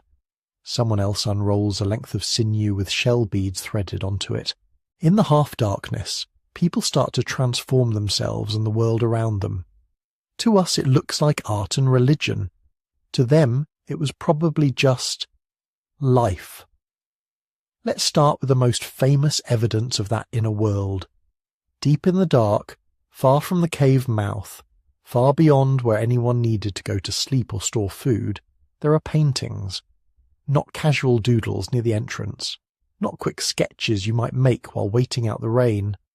Some of the most spectacular images in Ice Age Europe appear hundreds of meters underground, in places you can't even reach without crawling or climbing. Places where no sunlight has ever reached. Horses, bison, lions, woolly rhinoceroses, mammoths, herds flowing across the stone as if the rock itself was alive. Carefully chosen curves in the cave wall become the bulging shoulder of a bison, the arch of an animal's ribs, the swell of a horse's chest. Some images are shaded and layered, as if the artist wanted them to move in the flickering torchlight. This wasn't interior decoration. Nobody was living down there. To get these paintings, people had to gather torches, fuel, pigments, and tools. They had to organize expeditions into absolute darkness. They had to know the cave well enough not to get lost. They chose these places deliberately, then filled them with images that, as far as we know, only they would ever see. Why? We don't know. But there are clues. One possibility is teaching. Imagine the hunters of your group bringing adolescents into the cave, torches in hand, pointing at painted herds while they tell stories, where to aim your spear, how a wounded animal behaves, which season the bison pass through which valley. The cave walls become a kind of three-dimensional blackboard, a school hidden under the earth. Another possibility is ritual. In many traditional societies, images of animals aren't just pictures, they're tools to influence reality, to draw a successful hunt into being before it happens, to honour the spirit of the animals you depend on, to apologise even for taking their lives. Those painted bison may have been more like prayers than paintings. Or maybe it was both, teaching wrapped in myth, practical knowledge encoded in sacred stories, a ritual hunt painted in the dark that prepared you for a real hunt in the dawn. And still, the question lingers, why so deep? Why risk the dangers of underground tunnels when a rock face outside would work just as well? Some archaeologists think those deep chambers were chosen exactly because they cut you off from ordinary life. Once you were down there, there was no day or night, no horizon, no weather, just stone, darkness, fire, voices, and whatever moved inside your own mind. That's the perfect recipe for altered states of consciousness, which brings us to something we can't fossilize but we can infer, early spirituality. Across many hunter-gatherer cultures today, there are figures we would call shamans, people who dance, chant, fast, or use psychoactive plants to enter trance states. They travel to other realms, talk to ancestors, negotiate with animal spirits, heal the sick. If something like that existed tens of thousands of years ago, and the evidence suggests it might have, it would make perfect sense to bring those ceremonies deep underground into the belly of the earth itself. In the dark caves of Europe, archaeologists have found strange clusters of dots, lines, and geometric signs around the animals. Not just realistic pictures, but abstract marks, ladders, zigzags, hand stencils, series of dots that may line up with lunar cycles. Some researchers think these marks formed an early notational system, a way of counting days, tracking seasons, maybe even predicting migrations. Others think those shapes resemble patterns people see in visions, the geometric flashes of light that appear behind closed eyes during trance. If that's true, then the walls of these caves are not just records of animals, but records of experiences inside the human mind. While all this was happening underground, something else was happening on the surface. People were decorating themselves. Long before the famous cave paintings of Europe, tens of thousands of years earlier, humans in Africa were grinding ochre, iron-rich minerals, into powder. They mixed it with fat or water. They rubbed it on their skin. They smeared it on tools. They used it to stain hides. At sites over 100,000 years old, archaeologists have found pieces of ochre deliberately shaped and engraved, as well as shells pierced for threading. Little beads, worn smooth in places where they rubbed against skin or clothing stained with pigment, necklaces, bracelets, maybe anklets that jingled when you walked or danced. Personal adornment might sound trivial compared to hunting mammoths, but it marks a profound shift. When you start decorating your body, you're sending messages without words. Colour, pattern and jewellery tell people who you are and where you belong, married or single, healer or hunter. Member of this group, not that one. Those beads and pendants may have carried stories too. A shell from the coast worn by someone who lived far inland means trade or travel, or a memory of a journey. A tooth from a dangerous animal might be a trophy, a reminder that you faced fear and survived. Red ochre in particular shows up over and over in burials, bodies dusted with red, graves lined with pigment. Maybe it symbolized blood, or life, or the setting sun. Maybe it was meant to protect the dead on a journey, or to make them visible to spirits. Whatever it meant something. By the time you get to about 35,000 years ago, this symbolic world becomes crowded. Now it's not just beads and paint and animal images. People start carving the human form itself, The Venus figurines, small, often handheld sculptures carved from bone, ivory or stone. They share a similar style across huge distances, from France to Siberia. Many have exaggerated breasts, hips and bellies. Faces are often minimal or absent. Arms and feet may be barely indicated. The focus is bodies that look pregnant, fertile, abundant. What were they? Some think they were fertility charms, held by women as a kind of hope for healthy children. Others suggest they were representations of a mother goddess, an early form of deity that embodied birth, nourishment, and the cycles of life and death. There's even a theory that some were self-portraits carved by pregnant women looking down at their own bodies, seeing their belly, hips and breasts, but not their face. We can't be sure. But whatever their purpose, these figures show something crucial. People were thinking about themselves as symbols, not just, that is a woman, but this small object stands for something bigger. Womanhood, motherhood, life. And that symbolic thinking didn't stop with bodies and animals, it extended to the sky. There are hints, just hints, that some early humans were paying careful attention to the stars. At a few sites, carved bones and stones show series of notches that may match the phases of the moon, or seasonal events like migrations and plant ripenings. Certain animal images in caves appear clustered in ways that some researchers argue line up with star patterns seen at particular times of year. These interpretations are controversial, but it wouldn't be surprising. If your survival depends on remembering when the herds move, when the salmon run, when certain plants are edible, you watch the sky, you notice patterns. Eventually you might start to think the sky's a kind of giant story written just for you. And if the sky tells stories, then maybe the animals do too. For hunter-gatherer peoples around the world, animals are rarely just meat.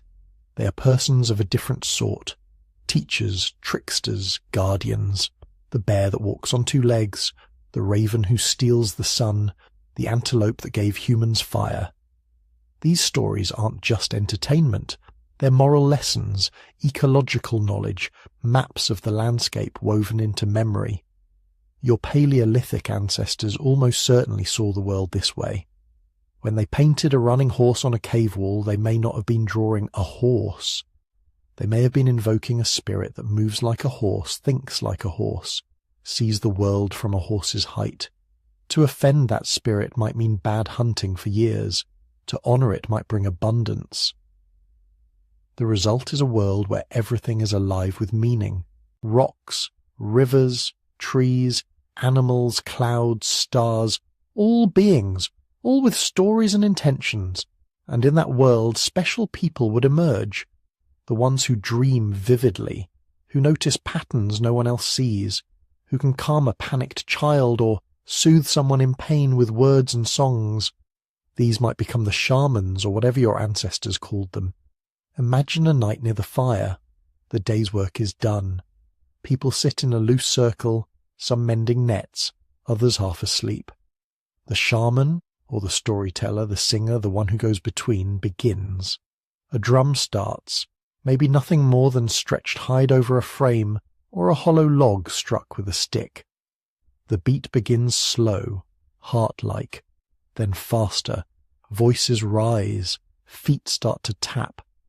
The group's breathing unconsciously synchronizes. After a while, you're not just listening to the rhythm, you're inside it. Music is one of the oldest human technologies we know. Bone flutes made from the wing bones of birds, hollowed-out reindeer antlers that can be played like wind instruments. Simple percussion instruments that would leave no trace in the archaeological record, but are almost certainly as old as language itself. In the flickering firelight, rhythm and melody do something extraordinary. They dissolve the boundaries between individuals. When everyone moves in time, sings the same phrase, claps on the same beat, the group becomes a single organism for a while. Fear contracts, time stretches. People enter shared trance states, mild or deep, without needing drugs, just breath and sound and movement. In those moments, the stories about animal spirits and ancestors and journeys to other realms aren't just tales. They feel real. Because you are experiencing something that is in fact real. A different mode of consciousness, a different way of being a mind in a body, surrounded by other minds and bodies doing the same thing. That's the social function of early spirituality. It isn't only about explaining thunderstorms or what happens after you die. It's about welding small, fragile groups of humans into something strong enough to survive. Shared rituals, shared symbols, shared songs. They're the glue that holds the band together when food is scarce and danger is near. And when you put all of this together, the deep cave art, the beads and ochre, the carved figurines, the abstract marks, the music and trance, you get a picture of early humans that's very different from the caricature of brutish cavemen. By day they tracked animals, napped stone, dug roots, watched the weather. By night they stepped into a different world, a world where the dead might listen, where the sky might speak, where animals had secret names and mountains remembered. They carried heavy spears and sharp tools, but they also carried invisible things, myths, songs, rules, taboos, dreams. And when the fire finally burned low and the last stories ended, when the ochre-stained hands were wiped clean on hides, when the drums went silent and people stretched out on beds of grass and skins, they fell asleep in a universe they had helped to create, a universe of meaning layered over the raw facts of cold, hunger, and danger. While they slept, the painted herds waited in the dark tunnels underground. The beads rested against sleeping skin. The Venus figurine lay beside someone's head, or buried in a pouch with other small treasures. Above them, the stars turned slowly, whether anyone watched or not. By morning, the practical work of survival would begin again. But that inner life, the songs, the symbols, the sense of hidden forces moving through everything, that never really stopped. It's still with us. Only now, instead of torchlight on limestone, we use screens in the dark. Instead of ochre on skin, we use digital avatars and fashion brands. Instead of carved ivory figurines, we have icons and logos and characters that mean far more to us than their physical substance. The tools have changed. The wiring underneath has not. As the night deepens in our Paleolithic camp, the last embers glow red. Someone turns over in their sleep. A child murmurs and is soothed. Outside, a distant wolf howls and no one wakes. They've heard it 1,000 times. Tomorrow will bring more walking, more gathering, maybe another hunt. But for now, in the quiet between the crackling coals and the first light of dawn, the inner life of early humans rests. Not vanished, just waiting to rise again with the sun and the stories. And as that new day begins, we can follow them into the next part of their routine. By late afternoon, the light is changing. Shadows start to stretch, colours drain out of the landscape, and the temperature drops faster than you'd expect. For Paleolithic people, this isn't just a pretty sunset, it's a signal, a quiet alarm clock telling everyone, whatever you still need to do, finish it now. The open landscape that felt manageable in daylight becomes something very different in the dark. Depth perception collapses. Predators that spent the day hiding in the shade start to move. So your ancestors begin to contract their world, pulling it inward, drawing activity toward the same thing that has defined evening for humans for at least hundreds of thousands of years. Fire. Not everybody had it all the time. There were probably still groups that lost fire occasionally or went without during travel. But for many late Paleolithic communities, fire was as central to the evening as gravity is to your body right now.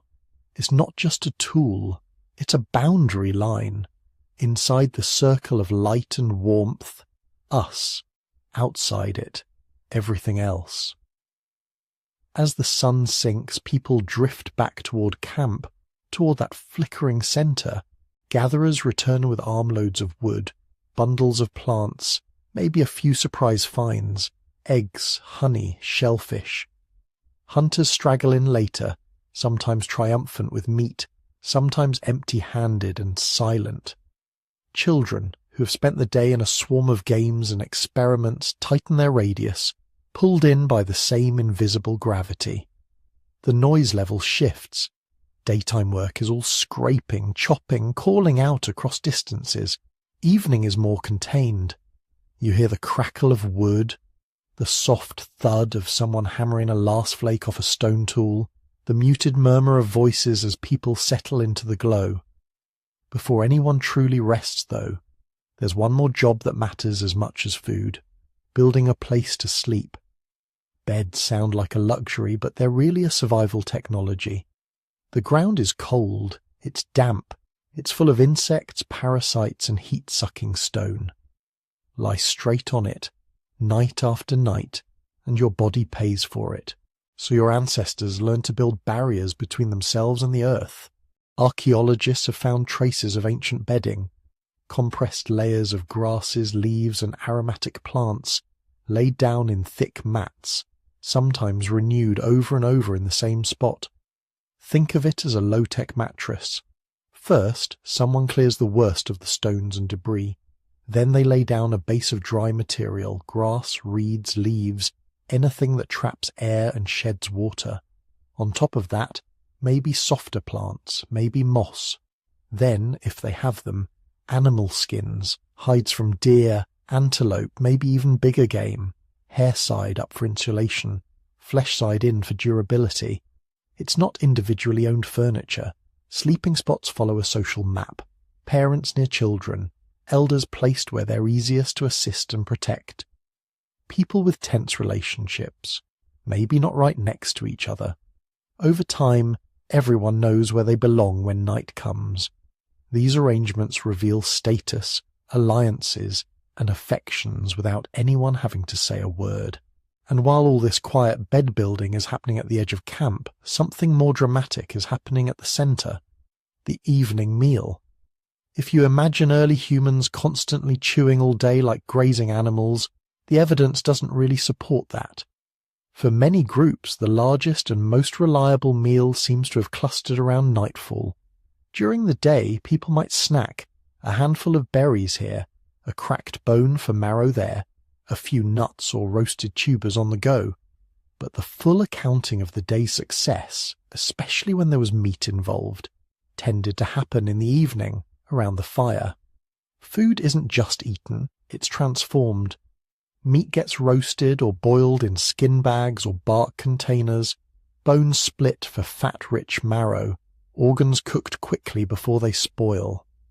Plant foods are pounded, peeled, ground, leached of toxins. Someone tosses roots into the ashes, someone else turns skewers of meat, another person keeps the fire at the right intensity, adding logs at just the right time. This isn't random chaos, it's a practiced choreography.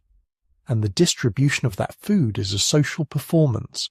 Who gets the first piece? Who gets the best cuts? Does the successful hunter keep most of the meat, or does it get divided according to custom? Elders first, small children next, then everyone else. Different groups probably did this differently, but almost all of them would have understood one basic truth. You don't survive long in a foraging society if you're selfish at the big meal. So the evening becomes a lesson in generosity and memory. People notice who shares and who hoards, who makes sure the child on the far side of the fire gets a piece of liver or fat, and who pretends not to see. These choices sink deep. In a world with no written laws, these are the behaviors that shape your reputation, determine who will help you when it's your turn to be unlucky. While hands are busy, mouths are too. Firelight conversations are where human social life thickens. During the day, communication is often practical and shouted across distance. "Over here! Watch out! Try this way!" At night, the volume drops, the content changes, people debrief the day. A hunter quietly explains how the antelope bolted faster than expected. A gatherer laughs about the time they tipped over a whole basket of berries. Someone brings up a minor conflict from earlier, a harsh word, a broken tool, and the group smooths it over while chewing, because carrying that tension into tomorrow could be dangerous. There's planning too. When to move camp, who will scout that distant ridge, whether to follow the reindeer herds north or stay near the river a bit longer. These aren't formal counsels, but patterns emerge. Some people speak more. Others listen and nod, influencing the flow with a single quiet remark. Children absorb all of this, learning not just facts about animals and plants, but how decisions are made, what counts as persuasive, when to speak, and when to stay silent. And then there are the stories. Once stomachs are full and the sharp edge of hunger is gone, the tone changes again. Someone might start with a familiar tale about the time an ancestor killed a monstrous lion, or when the river rose so high it carried away half the camp. These stories aren't mere entertainment, they're memory storage. In a world without writing, stories carry maps. Which valley has the bitter-tasting roots that are safe to eat only if boiled twice? Which rocky outcrop hides flint suitable for blades? Where the dangerous spirits, or, in practical terms, sudden storms and flash floods, like to dwell. Wrapped around these facts are layers of myth, speculation, outright invention. Did people embellish? Absolutely. But the exaggerations helped make critical information unforgettable. Under that same firelight, another listener might add a different kind of story, one that reaches up instead of out. Because above them is the same sky you see now if you step away from city lights. A sky so full of stars that it looks almost crowded, streaked occasionally with the ghostly band of the Milky Way, pierced by the sudden scratch of a meteor. We can't know the first moment a human looked up and wondered, "What is that?" But it would be strange if no one ever did.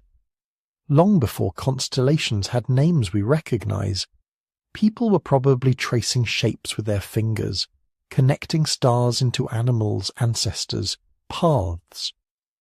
Maybe they decided that a particular bright star was the eye of a giant creature watching over them, or that the Milky Way was the path taken by souls after death, or that the changing phases of the moon mark the moods of a powerful being whose favor you wanted to keep. None of this leaves fossils, but the human brain hasn't changed that much. Give people time, a dark sky, and the need to explain a dangerous world, and they will invent stories. Those stories would shape behavior, when to travel, when to plant in later eras, when to attempt risky hunts. Slowly, night after night, a cosmic calendar might have formed in their minds, stitched together from light points no one could touch but everyone could see. But while eyes are turned upward and thoughts wander far, the body is still here, in a very real and risky place. Night in the Paleolithic world isn't safe. Beyond the ring of fire, predators move. Hyenas, lions, leopards, wolves in some regions. They smell the meat, hear the voices, sense the heat. Most nights, the fire itself and the concentrated human presence are enough of a deterrent, but not always. There are fossil sites where human bones bear the unmistakable damage of carnivore teeth. Caves that show layered occupancy. Humans one season, big cats the next. So someone always stays half awake. Vigilance becomes a rotating duty. Some people may be natural light sleepers, others take turns, waking to toss on more wood, listening for the wrong kind of rustle in the grass. The camp is arranged to slow anything that approaches. The densest brush cleared away, thorny branches piled at key access points, sleeping spots clustered so that if one person startles awake, others can be roused in seconds. And in many late Paleolithic camps there is another set of eyes and ears sharing this watch. Dogs, or at least the animals that would soon become dogs. By around 40,000 years ago, the process of domestication seems to be underway in some places. Wolves that were a little more tolerant of humans, a little less fearful, a little more willing to hang around the edges of camp, scavenging bones and scraps. Over generations, those slightly tamer wolves may have been tolerated in turn, even encouraged. They're noisy when strangers approach. They smell predators before you do. They follow tracks. They can help you hunt. At night, they earn their place again and again. Curled at the edge of the firelight or even pressed against human bodies on the bedding, they add warmth. Their thick fur is a living blanket, especially for children. Their ears twitch at faint sounds no human would notice. A growl, a raised head, a sudden bark. They're an early warning system wired directly into your nervous system. Once you begin to rely on that, life without them starts to feel more dangerous. So you have this layered watchfulness. The humans drifting towards sleep, the half-awake adult poking at the embers, the not yet fully domesticated dogs shifting and sniffing the wind. Together, they create a margin of safety in a world that never fully sleeps. Gradually, conversations thin out. The fire drops from bright flame to glowing coals, the harsh oranges softening into deep reds. Someone adds one last log, not for cooking now, but to keep the coals alive until morning. Sparks rise and vanish into the darkness, briefly imitating the stars above before going out. People find their places on the bedding. Children wedge themselves between adults, heads tucked against warm shoulders. An elder pulls a hide up around their neck, hands folded under their cheek. A hunter, sore and satisfied, stretches out on his side facing the fire, one arm draped loosely over the dog that has decided to sleep there tonight. The sounds of night settle into layers. Nearby, the crack and sigh of the fire, the soft rhythm of breathing, the occasional murmur from someone caught in a dream. A little further off, the rustle of small animals, the distant call of a night bird. Farther still, the long, eerie whoop of hyenas, the deep, chesty roar of a lion declaring territory. These distant threats are terrifying but also familiar, woven into the background of every childhood. People learn to distinguish danger by sound, the difference between a hunting roar and a frustrated one, between a curious rustle and an approaching charge. Under all that, the sky keeps turning. Stars wheel slowly toward the horizon. The moon climbs or sinks depending on its phase. Clouds pass, sometimes covering the light, sometimes revealing more. Some members of your little band fall asleep quickly, exhaustion winning over anxiety. Others linger in that liminal space, neither fully awake nor fully gone, thoughts wandering between the day's memories and whatever half-formed images drift in from the fire and the stars. Maybe they replay a close call from the hunt. Maybe they think of the child they lost last winter, imagining them among those distant lights. Maybe they just listen to the breathing of the people they love and feel for a moment something like gratitude. Eventually even the Lao watchers drift inward. The fire slumps into a bed of shimmering coals. The dogs settle their heads on their paws. For a few hours this tiny cluster of humans is as vulnerable as they will ever be. Eyes closed, weapons out of reach, minds in other worlds. And yet, in another sense, they have never been safer. They are wrapped in layers of protection they have built themselves.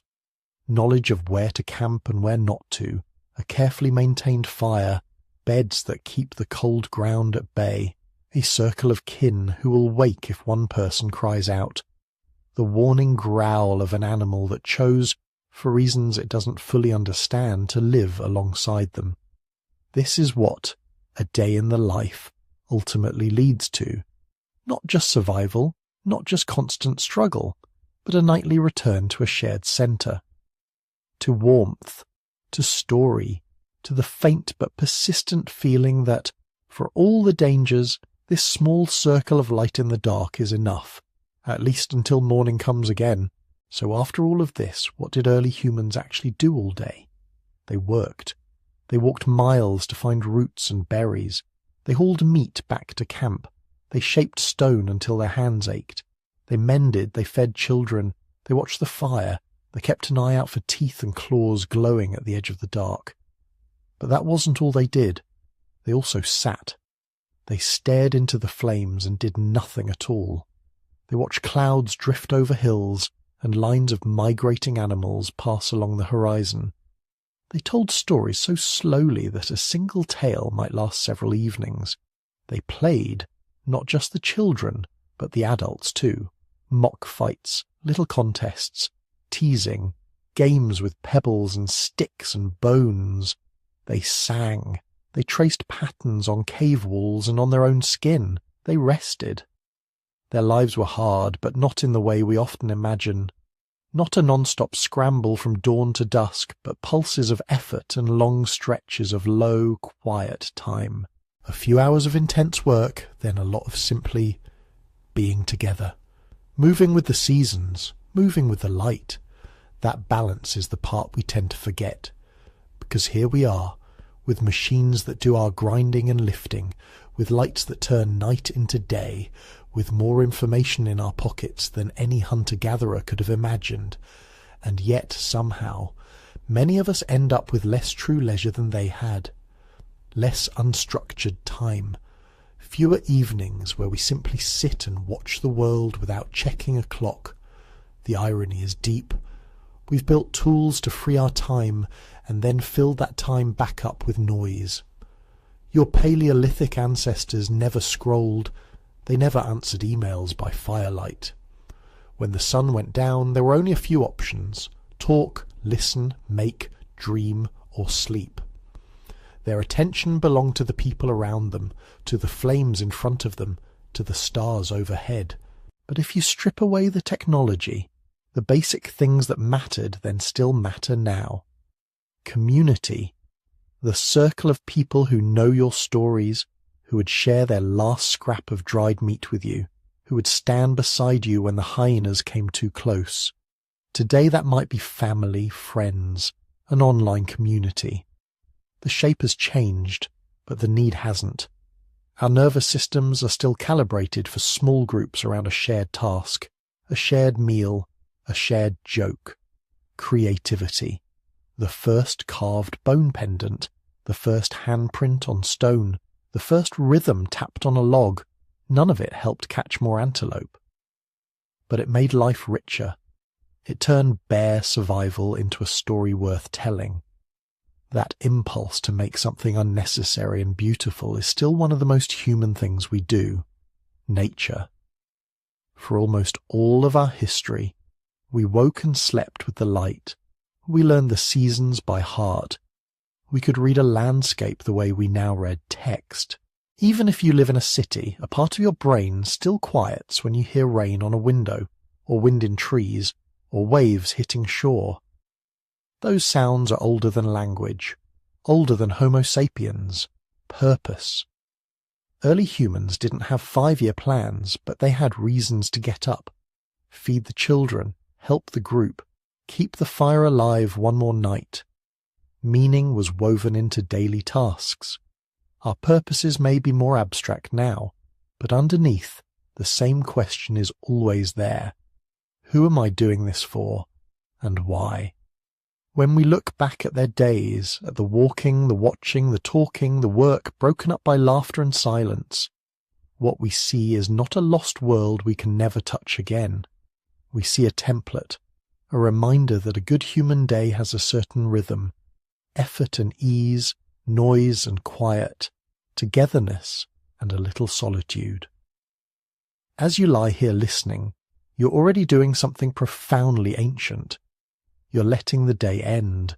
You're stepping away from the hunt of emails and notifications and back toward the fire. If you've enjoyed this slow journey into the past, you can gently tap like, so the algorithm spirits know to show you more. You can leave a comment if you'd like. Maybe tell us where in the world you're listening from, which landscape is outside your own camp tonight. Desert, forest, city lights, mountain air. It all becomes part of this extended circle. If you want to walk with us regularly through these quiet corners of history, you can subscribe so you don't miss the next story. And if you feel moved to support the channel in a deeper way, There's the option to join as a member here on YouTube. That helps us make more of these long, gentle explorations. It's completely optional. Watching, listening and resting with us is already more than enough. For now, you don't need to do anything at all. Just imagine this. The fire in your ancestors' camp has burned down to deep, steady coals. Most of the group is already asleep, curled under furs, breath slow and even. Someone adds one last piece of wood, more out of habit than necessity. Above them, above you, the same moon drifts across the sky. The same constellations look down, slightly shifted by time but still recognizably themselves. 40,000 years ago, a child blinked up at those stars, fighting sleep for one more story. Someone reached over, smoothed their hair, promised that the hunt could wait until morning. Tonight, you share that same human need. To stop, to be safe, to let the mind loosen its grip on the day. The hunt can wait until morning. The world can wait until morning. For now, you can rest under the same ancient sky.